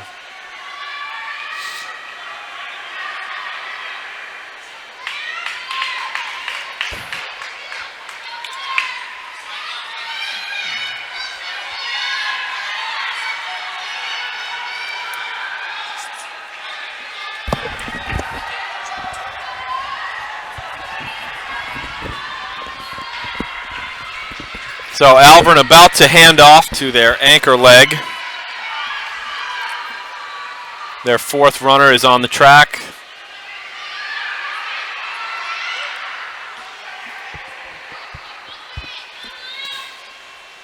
And Winnicott has closed the gap considerably. That's about a 4:28 pace. So Alvern is on pace to match their seed time, and Winnicott has just passed them.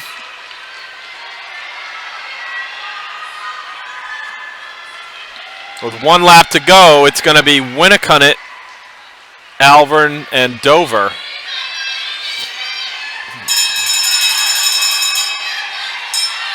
The anchor legs are running about a 62-second 400.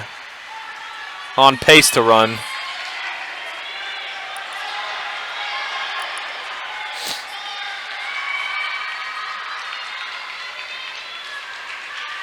Winnicott opening up a lead here on the first of 3 heats in the girls 4x4. And should win their heat.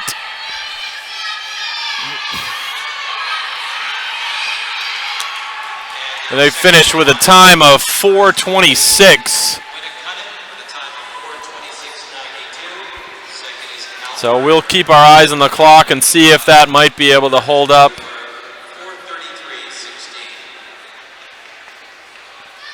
With 2 more heats to go. In our second heat of 3, we have Nashua North, Nashua South, Londonderry, and Exeter.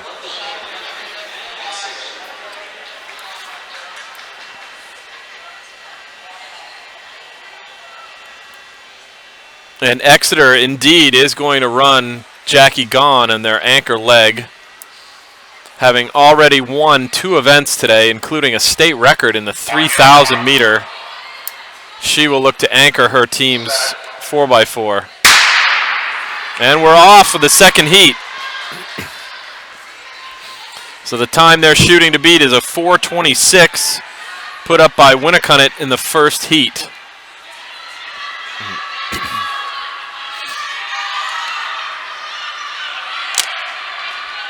So through 11 events on the girls' side, in first place is Bedford with 73 points. In second place, Pinkerton with 64 points. Both of those teams will be running in the third and fastest heat of the girls' 4x4, along with Merrimack and Bishop Girton.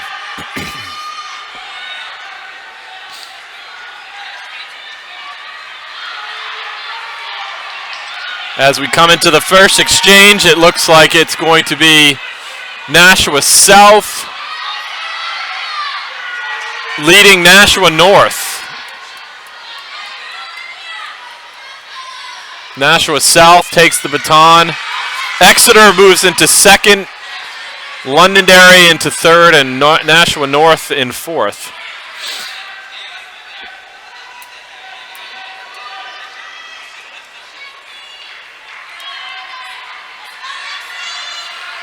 Exeter moving up, passing on the turn, a very tough move to make. So Exeter now takes over the lead.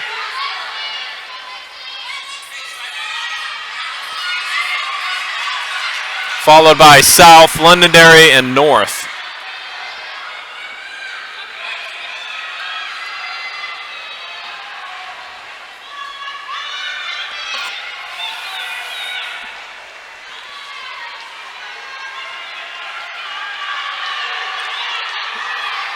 We'll hand off to the third runner, and we've got a tight race. Nashua South making a move and actually passing Exeter. Exeter into second, North into third, and Londonderry fourth.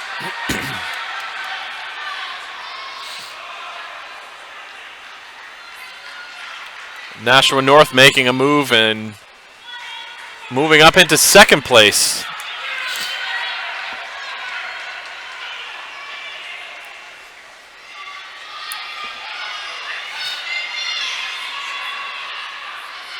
So that time they're trying to beat from the first heat from Winnicott, 4:26.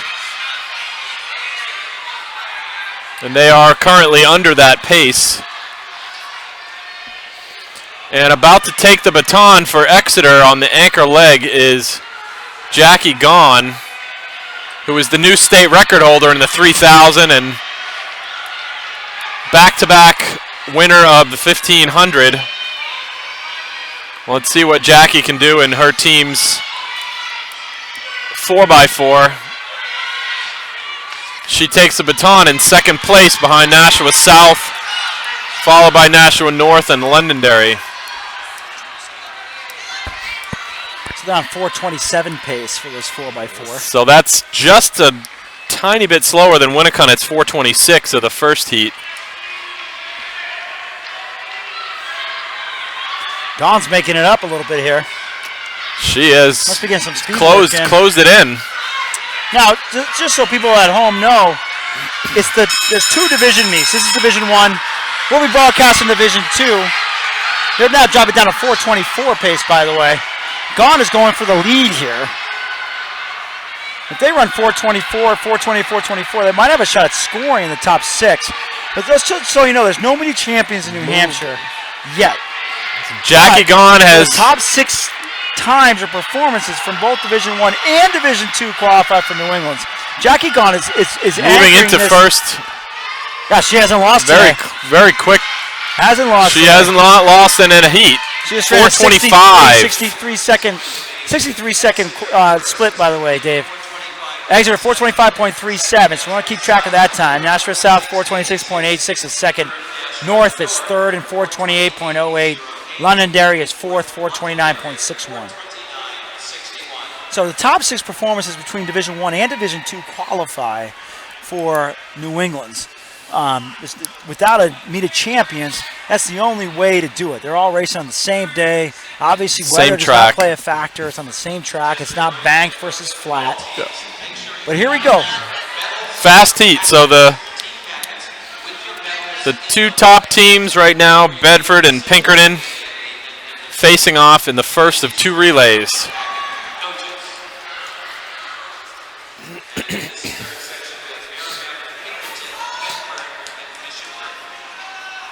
So Exeter's 425 moves them into first place, followed by Nashua South, and Winnicott from the slow heat actually is still in 3rd place right now.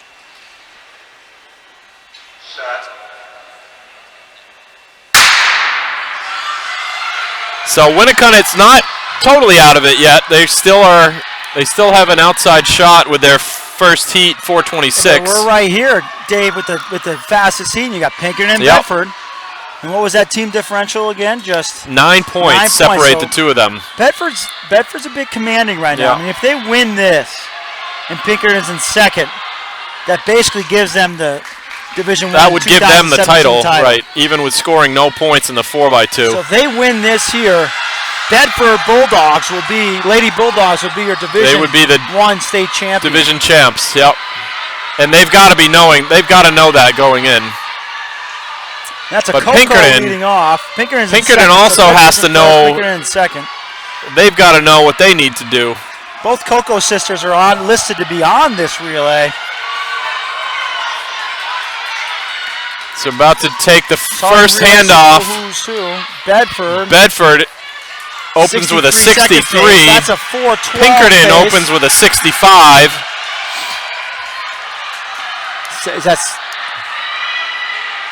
That's Bishop Gurdon that's moved into now 3rd. Pinkerton's back into 2nd. And Merrimack is 4th, but in it. That is Brittany Johnson. Brittany Johnson? Once again. Yeah. That can't be hers. This is her 4th event of the day. And she looks great. She's gonna press for the lead right here, right now, right in front of us. She's pressing for the lead. She's gonna pass on the turn. Might be smart for her to hang back a little bit and then wait for the next straightaway. She might be just doing that. Does she have enough in her legs to make the pass in the backstretch? She's going to make the pass. Yeah, and that is just pure strength right there. Going to move right ahead of Bedford around the turn. Impressive meet. You might talk about the Jackie great Bonds. move you might right talk there. about the Caroline Fishers. But I tell you what, if Pinkerton comes back to Brittany take Johnson. Bedford in this. Oh, and Bedford's about to get passed by Merrimack. Brittany Johnson might be Pinkerton's MVP today. And Bishop Gurdon. So Bedford went from 1st to 4th. That's a Coco. That's a Coco in 3rd, so we'll see what that does. They got a lot of room to make up on Pinkerton, though. Pinkerton can't be too comfortable out front. Just got to really put the pedal to the metal. Anchoring. Amelia Graves. Yeah. So with Amelia Graves anchoring, she doesn't need a lot. She needs a little bit, and she can still win it and keep Pinkerton in the team race. But more than likely, this is Bedford's day. That's Bailey Carrillo and Caroline Toll, Merrimack and Bishop Gurdon racing the 3rd leg. 2 great distance runners from that part of the state. So Bedford's 3rd leg really kept them in this. If they had finished 4th in this heat, I think Pinkerton's going to take this one. Yeah. I mean, still with 1 leg to go, but you got Amelia Graves here. They're going to come up. So 308 through 1200. 308 through 1200. Bedford takes the baton in 2nd. 4:10, 4:11. They have a 4:10, 4:11 pace, so their time is not a worry. Time is not a concern. They look tremendous too. But Bedford looks like will be 2nd, still with about 300 meters to go. I tell you what, that Bishop Gurdon girl is taking off. Giving it a run anyway. Yep. I think that's Julie Nigro. There's Bedford. Bishop Gurdon in 408 3rd. Pace now by Amelia Graves.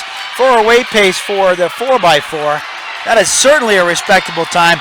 Well under Bedford's winning time from 2016. 4:11, almost 4:12 last year. She's doing the 4x2. She might want to spell herself a little bit here. Yeah. Still got all the boys 4x4s for sure. 4:07 for 4:07. Pinkerton. Pinkerton keeps themselves in the meet. But looking forward to the 4x2. And Bedford is second. 4:17. They pick up 8 points. Bishop Girton 4:20. Bedford's #1 seed in the 4x2, though, Dave. I mean, I still think it's Bedford's day, but Pinkerton certainly is making it. Both Exeter and South may have. So Exeter moves up to 4th. So Pinkerton first, 4:07. 5th. Bedford second, 4:17. And Bishop Nashua Girton third, South 4:20. moves into 6th. So Nashua South is 6th, and Exeter 5th. Exeter is 5th. Moving on to the boys 4x4. Now, if you notice, too, on our webcast, hey, Dave, wave to the camera. Wave right here. Hey, what's going on? Woo! All right, so we got the field event scrolling at the bottom. That's a present from a Mr. Greg Hall, who's our technical director. He has done a phenomenal job with our first go-around here. But those are the field events. Those are all the finals from the field events. But once again, we are New Hampshire's track and field website, trying to give you the best of what New Hampshire has to offer on the scholastic level. You'll be seeing us again this afternoon, beginning at between 3:30 and 4 for the boys and girls Division II meet. And not to mention, we're doing something that is free. This is free of charge. Will always be free of charge. Versus some other websites that might not be free of charge, Subscription-based. like this, or subscription-based. And please, please, please, we want you to download the pictures. The pictures are by our Dave Scannell, who's basically a professional photographer. He takes a lot of time to put in the high-resolution photographs so you can download them for free and share them with friends and family across the country. And again, that's what we're all about here, trying to provide a free service to the state of New Hampshire, following what we feel is the best sport of New Hampshire. And don't forget us in the fall with NewHampshireCrossCountry.com. That's our sister website, where we're trying to also work out the kinks of trying to live stream a cross-country race, which is always tough too. But bear with us. We're doing the best we can, and you got to say that the product speaks for itself as far as what's on the track and in the circles and on the runways at New Hampshire Track and Field.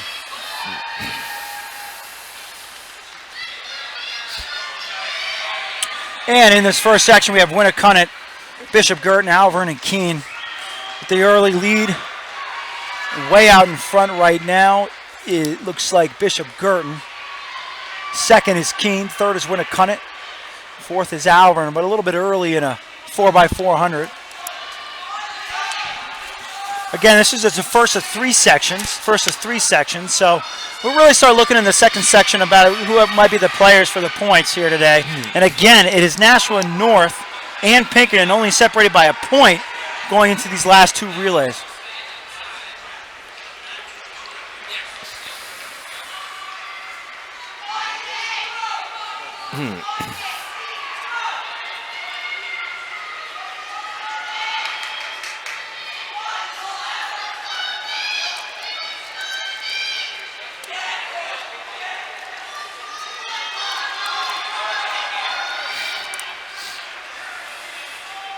Okay, so midway through, Bishop Girton still has the lead. Keene is second. Winnicunnet is third. Alvern is fourth. A lot of times when you have these relays at the end, if a coach knows that they might not have a shot at scoring, they might get some young kids in there, get them some state championship experience, because they just know if they have them hooked, they're going to be able to win later. Then a 3:44 pace, which really is none too shabby. And for the third section. Alvern, who features Noah Belomo, is not running him in this 4x4. So yeah, I know it looked like he gave everything. They may have figured 1,000. So it's worth giving some of these younger kids a chance to run in a state meet. Coming up on our anchor legs, Bishop Girton first, 2:49 through 1,200. Still 3:44 pace. Keene second, Winnicunnet third, Alvern fourth. Again, trying to get these young kids a chance to have some experience at a state championship meet. It'll start getting exciting here in the next section. We'll see kind of what their time is, and then it just gets crazy with the 4x2s. And the Bishop Girton runner is smiling and chewing gum as he comes across the finish line. Guess he was leaving a little something in the tank. Guess he was. Well, all four of these teams look like they'll be well under their seed time. Yeah, you know what? The Bishop Girton athlete's looking over his shoulder. Yeah. He might be trying to hold himself together for the 4x2. He might have just been grimacing. 345. 345, Bishop Girton, 345.36. Second is Keene. Third is Winnacunnet. Keene's time, 351.08. Winnacunnet third, 354.20. And Alvern fourth, 359.77. So right now, time beat 345.36.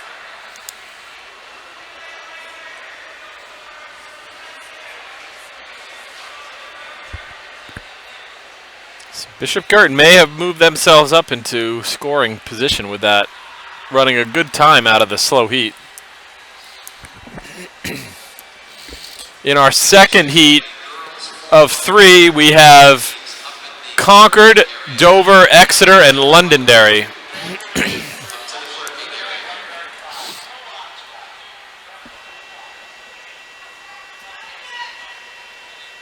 So Concord going without Dalton Muntz in their 4x4, so he must be coming back for their 4x2.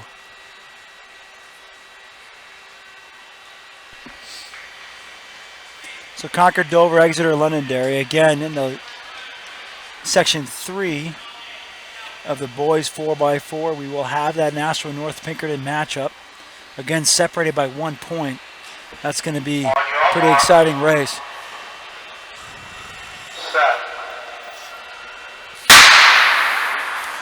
Well, Concord had a little bit of a stumble there, but recovered.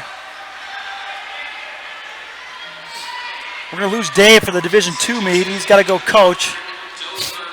He's going to leave me all alone, but I do have a surprise guest commentator that'll be here after the 3K. Exeter out to the early lead through the first 200, about 26 and change. Again, field events scrolling at the bottom of your screen. Those are the final results. As you can see on live results on the LancerTiming.com webpage. And we would definitely like to give a great thanks to Lancer Timing, Rick Berryman, for helping us with getting everything connected so we can work in concert with them to give you the best production possible. So we obviously would like to give a thanks to Rick Leading Berryman. off, Exeter, Concord, Londonderry, and Dover in that order. And also give a thanks to Larry Martin and the New Hampshire Track and Field Indoor Winter League, the officials today, once again showing us how it's done, really. And we're going to be done here in about 3.5 hours. That's pretty commendable. Exeter building a lead on this second of 3 heats. Trying to score points.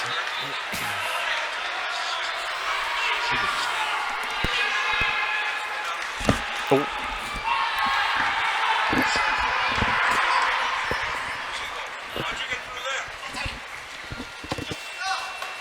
And 151 at the 800, second handoff.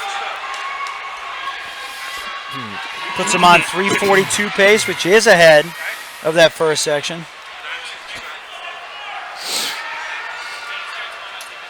Dover quickly closing the gap on Exeter.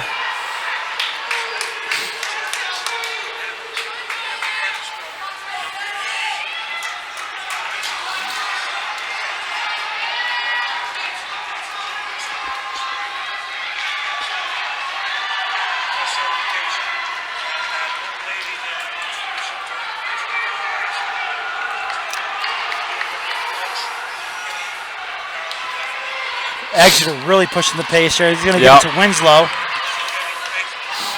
And they're going to be going after something here.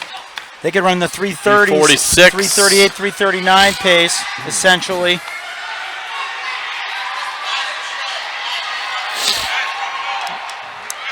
Put the pressure on that last heat.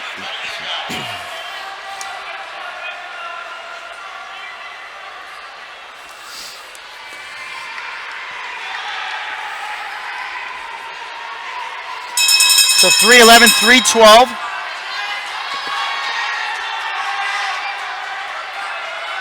between 338 and 340 pace for this heat.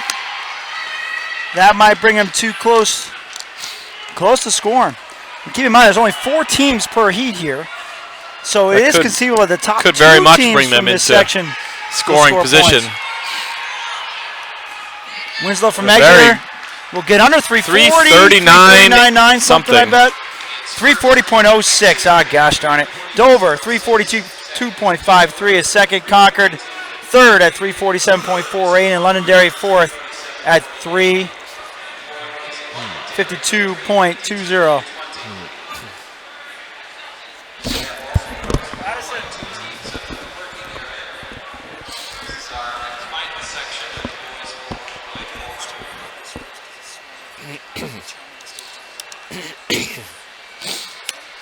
Get the start and say who's going to win the team title. So in this third and final heat of the boys 4x4, we have Merrimack, Bedford, Nashua North, and Pinkerton. Pinkerton and Nashua North separated by 1 point going into this event. And both Exeter and Dover can finish no worse than 5th and 6th. And off we go. Fair start. Bedford in lane 3. North in lane 4. Bedford's out hard. Bedford out very fast. Might be a little bit too excited, Dave. We'll see what happens. That may be a gamble that does not pay off. We get the break point right here. He definitely won the break. Yep. Settle in. Looks strong. North is right there. So that's the real battle. Back third.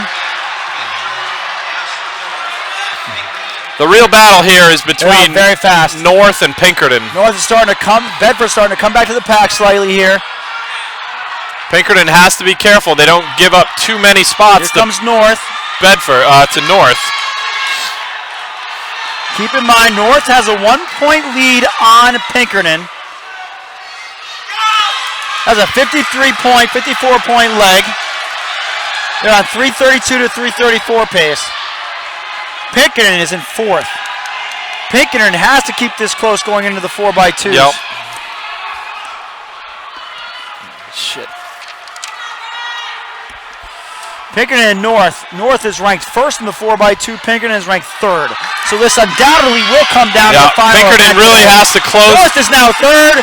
Pinkerton now Bedford and fourth Merrimack both passed North. on 332 pace right now. Keep in mind, a Division I record is 330.93. Not saying it's going to go down yet, just saying this is going to be pretty tight. Pinkerton North third, Pinkerton fourth, halfway through this 4x4. Once again, North is up by 1 point on Bedford, Pinkerton for the team title. big lead. Great leg, 52 point for that Bedford leg. Oh, Nashua North a little stumble there at the handoff. Bedford looks like it's supplanting its lead. Meanwhile, it is North fighting for a second with Merrimack. Pinkerton trying to hang on. Bedford boys want those relay batons for the All-State Award is what they want. Will North make the pass here? Merrimack hold him off? North moving into... We'll see. They're down Merrimack is going to hold him off on the turn. Bedford And there it is. On Division I record pace right now. Nashua North moved into second. Pinkerton still in 4th. Pinkerton is closing on North, though. Oh, look at this close by Pinkerton, closing on North. Bedford taking the stick.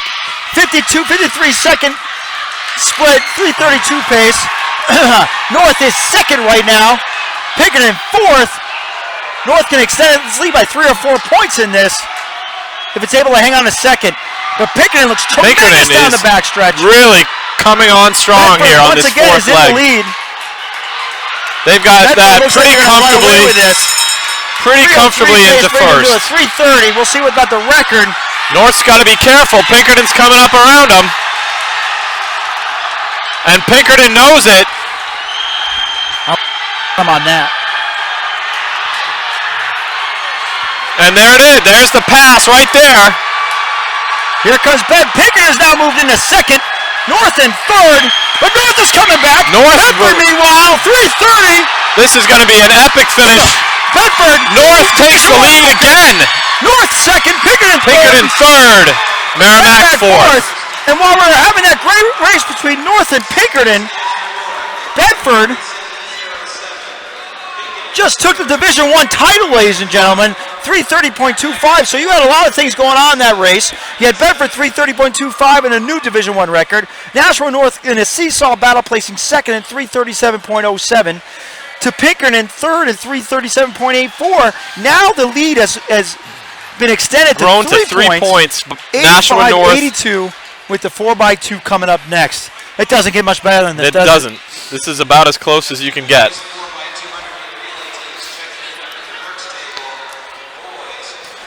Oh man, we got 4x2s coming up now.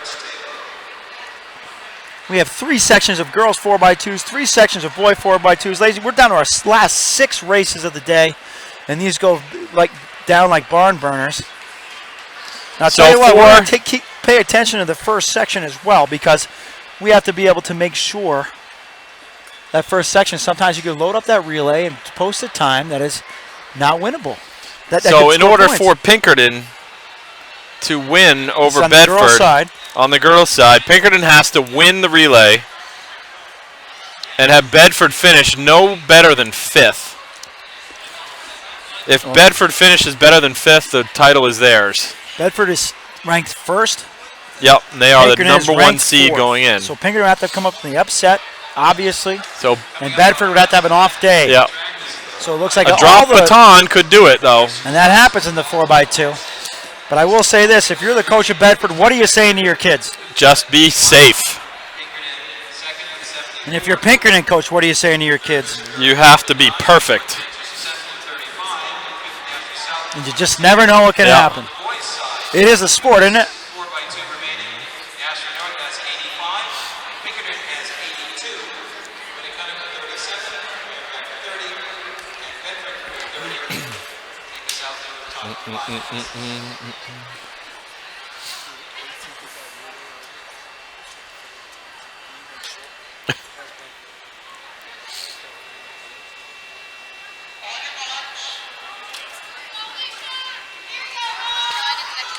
So heat 1 of 3 for the girls 4x2. We have Winnicott, Spalding, Exeter, and Nashua South.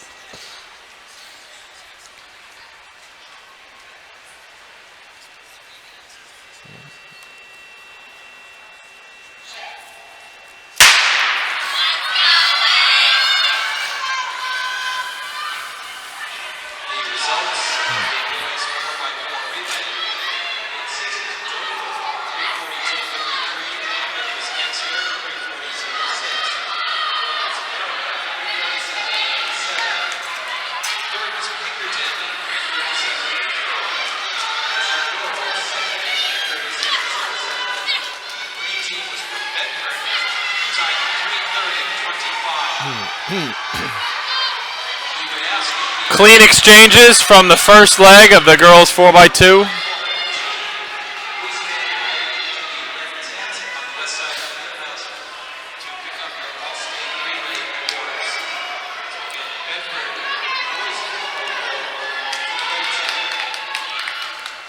Into the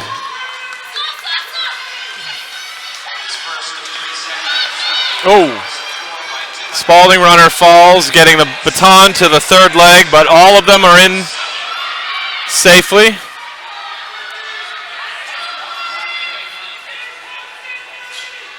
Coming into the anchor leg, we have Spalding, Nashua South, Exeter, and Winnicott.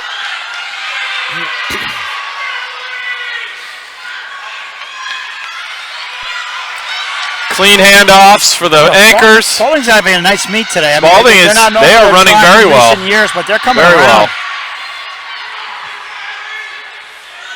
You can tell they've been putting the work in. Nashua South in second, coming up on Spalding. Can Spalding hold them off? Responds. A lot of times when second place comes up on first place, they've done so much work. Yep. And it's so 152. 0.27. Second is South, 152.49. Winnicott, Exeter third, 157.24, and Winnicott fourth, 159.30.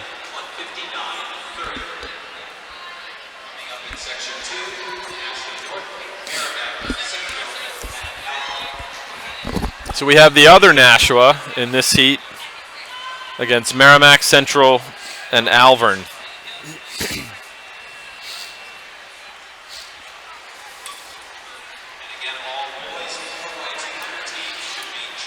Now in these division championships, they only run 4 per heat. That first exchange would be crazy if they had all 6 teams on there. It would. So I think they make the right call with this. If you put all 6 teams on, you're really only gaining about 3 or 4 minutes.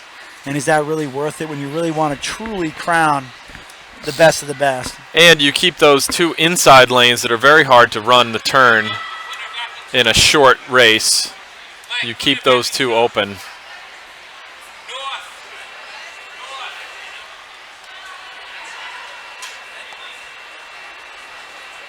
Well, little confusion as to what lanes people are running in. So it looks like North in 2. Merrimack in 3. Central in 4, and Alvern in 5. Once again, we'll have a live stream for all your Super Bowl pregame needs for track and field. Live stream of Division II meet will start sometime between 3:30 and 4 o'clock this afternoon.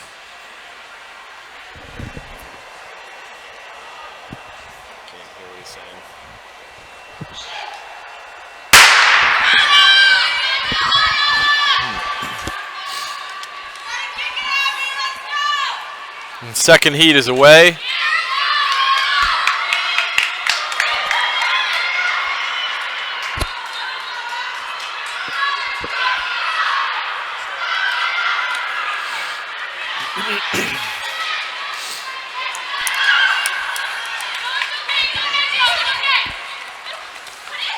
It's like it's Merrimack, Central, Alvern, and North. The second legs have to remember to cut in right away.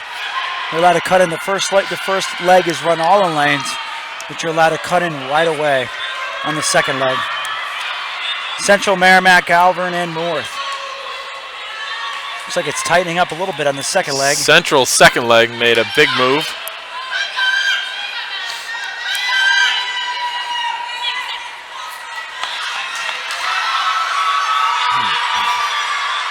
Central still first. Merrimack second, Alvern third. No, I'm sorry, North is now passing Alvern on the back stretch.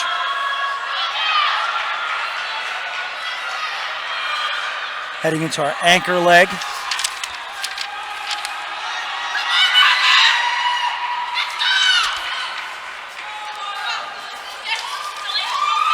Oh, not a great exchange for Central, but I didn't lose much.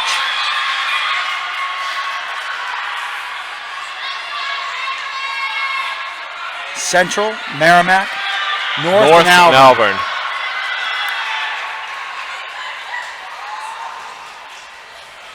It looks like Central's going to win this one. We'll see what the time is. Heading into our final event of the day for the girls. It's going to be faster than the first Central heat. 149.85. Alvern second, 151.22. Third, North, 153.48. And fourth is Merrimack, 153.88. So here it comes down to the Division II championship. Division I championship, excuse me.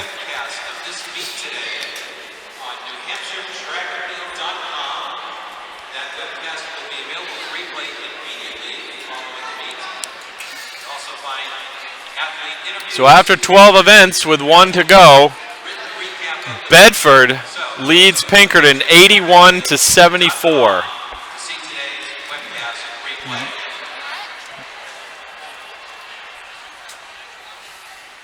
So fittingly, this is where the Division I title will be decided in the final event. So Bedford would essentially have to run slower than the winning time of the last heat. Correct. Which was a 149.85. If I'm Bedford, I'm feeling pretty good. We got some definitely experienced athletes on our team. Your preferred lane. And I'm not concerned about winning the heat because I don't need to. Just don't drop the baton. Second or third place in this heat, most likely cementing the title. I will say this, though. Those girls are thinking about winning. The girls, they want that all-state baton. That's right. They want to be all-state. So for those who don't know, the winning relays today are automatically all-state. At the beginning, before the meet took place, the all-state ceremony took place where they awarded 16 athletes, girls, and 16 boys all-state plaques. They were voted on by coaches at the seating meetings earlier on this week. But the relays are all-state determined only at the meet itself. They're the only all-state awards that Pinkerton, are. Pinkerton stays in the zone. Stays in the zone, but Just definitely barely. slowed up. Definitely slowed up. That definitely hurt him right there. Yeah. And Bedford and Pinkerton had the lead. Londonderry had a little bit of a.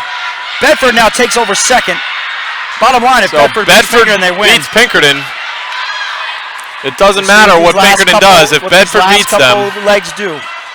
It's not over yet. Nope. Londonderry with a big lead. Gretchen McGrath handing Bedford, off. Bishop Girton, and Pinkerton. Pinkerton's got a lot of room to make up. Tough handoff for Pinkerton. They got a lot of room to make up. Dave, you said they had to run the perfect race. But we'll see. Pinkerton looks very strong this leg. Pinkerton looks very strong in this leg. Coming around the corner. That's Londonderry in the lead. That'd be a great feather in their cap if they could take home the relay title here. Right. Nolan Sue Johnson, that's one of her goals today. Good handoff. That's Caroline Fisher from Bishop Girton on the anchor. Running a 4x2. Running the 4x2. Not afraid to mix it up with the sprinters. Bedford, if they hang on this position, they're the team champions. Londonderry is running away with it. It's all about the time now. Yep. Pinkerton is trying to pass on the inside, ladies and gentlemen. Pinkerton passes Bedford on the inside.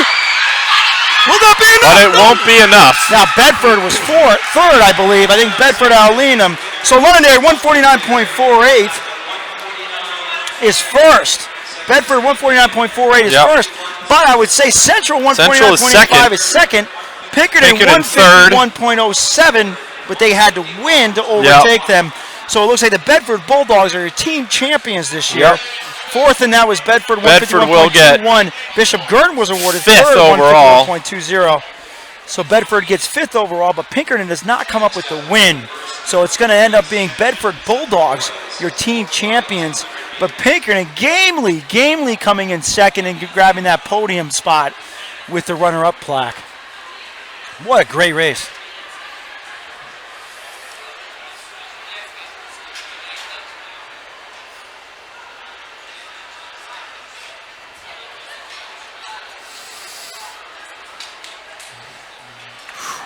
So, wow, just trying to come down off of that, thinking about that's an 83 to 82 is what your count is, Dave Zink.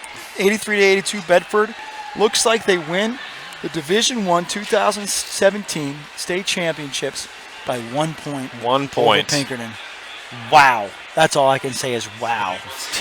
North and Pinkerton now in the boys race. All attention turns to the boys. 4x2. We do have three sections of this, and the first section is Londonderry, Memorial, Exeter, and Nashua South. North and Pinkerton go head-to-head in the third section. In the third and final heat again. Sets up for another phenomenal ending today. North being the 1 seed and Pinkerton being the 3 seed.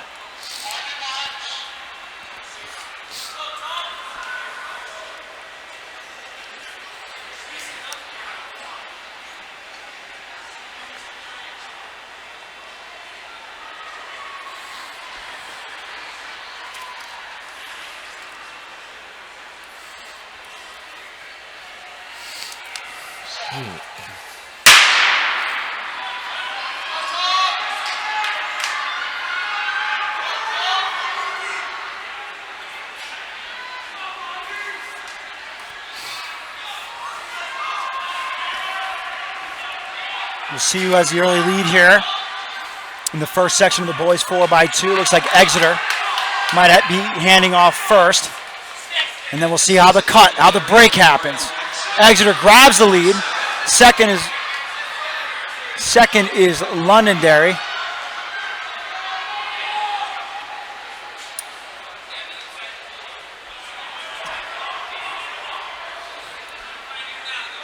I'm sorry, Exeter first, Londonderry second, Memorial is third, Nashua South is fourth.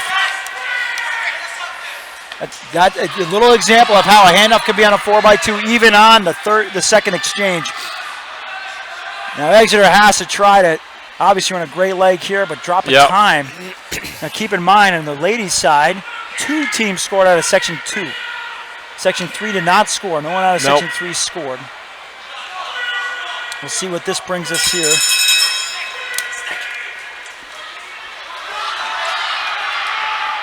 It'd be a tall order for teams out of this first heat to be scoring. Exeter's doing their best.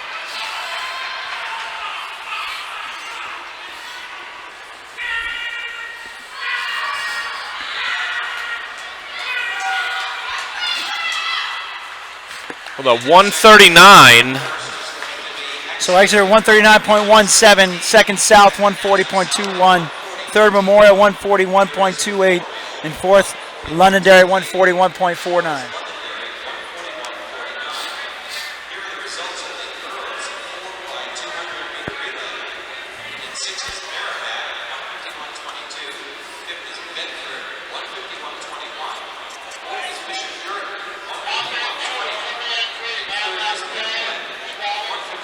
So in this heat, Concord, Timberlane, Merrimack, and Spalding. You look for 1 or 2 teams to try to score points out of this heat.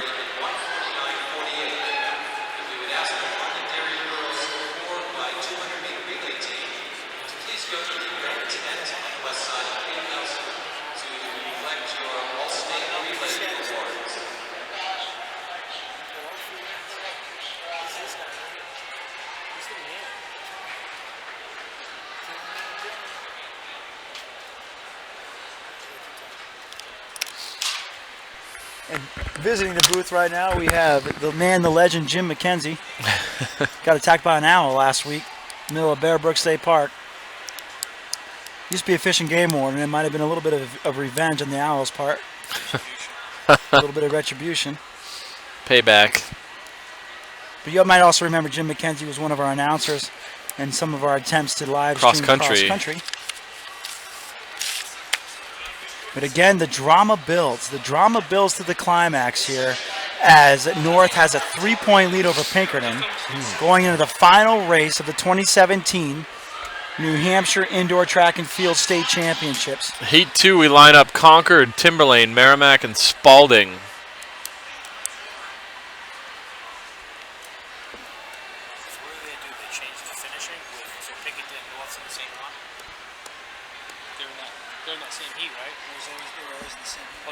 What's this right here that I'm looking? Oh, it's girls. And it's a fair start.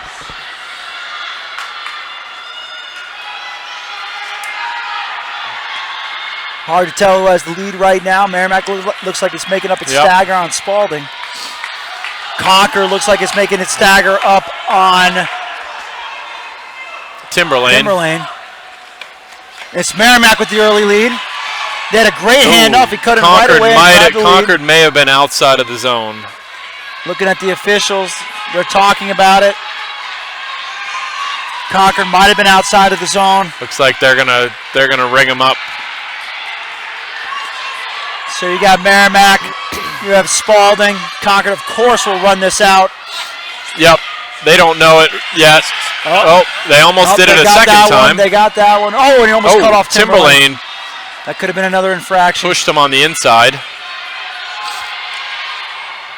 That's not disqualifiable, though. That was just part of racing. Rubbing is racing. And here's Dalton Muntz. Spalding again. Spalding again with the lead. Spalding is having a nice track and field meet here. Great handoff by Spalding. Merrimack second. Dalton Muntz grabs third on the break. Over Timberlane. Pulls up lane. Hamstring. Dalton Muntz goes down with a hamstring. See that all too often with He did a lot today. And Merrimack looks like he rolled his ankle on Merrimack just pulled off. So in a battle of attrition, you have Spalding winning 137.30. Sometimes those rails on the inside. 139.94. Kids are not used to running against those rails. Hope Mutz is okay. He's one of the best young talents of the state. He does have a while to heal before outdoors, but I hope he's okay. Never want to see that ever, ever in track and field, especially the kids. Not sure what happened to the Merrimack runner, but it looked like he ran up on the rails and might have tweaked his ankle. And here we go. Or stepped on the inside. And here we go. For all the marbles right now, right here, Nashua North, Pinkerton. Head to head. Head to head in the last race of the day. As a track fan, it doesn't get much better than this, especially if you believe like we do that track and field is an awesome team sport, as well as an individual one. You also got Winnicott and Bedford. They're all running for something important here. Team place, bragging rights across the state going into outdoors. So it's not just first or second that matters. You're trying to build a program, trying to build a tradition. Always helps kids in the end. So there's a couple of different scenarios that could play out for Pinkerton to win. What do you got? But they have to beat North by 4 points. So if they can win, North can go no better than third. If Pinkerton can only pull out a second, North has to go no better than fourth. Third, then North would have to go no better than third. And if Pinkerton can only pull out a fourth, that means North would not be able to score. Here we go. Everybody's jacked up. If one of those does not play out, then that means that Nashua North would be the Division I champion. Just hope there's no false start, no drop baton. Yeah. I want to see a real race here. And so does everybody else. Yeah. There we go. Fair start. No You want callbacks to on win this one. when everybody's at their best. You always want that. North is making up the stagger. I'm going to cut it already.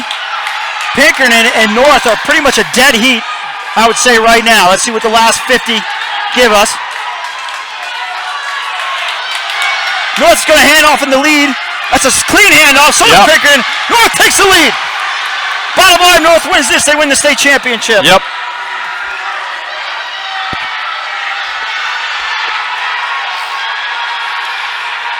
How it goes there, you won. That's right.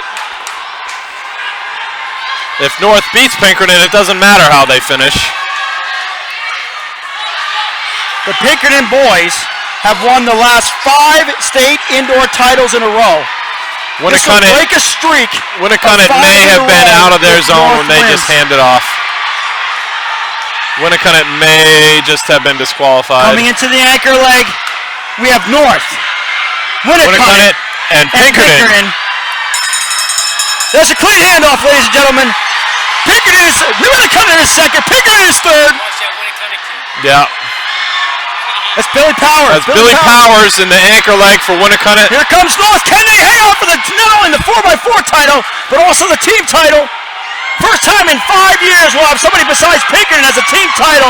If North can hang on, and that'll do it. Like they are.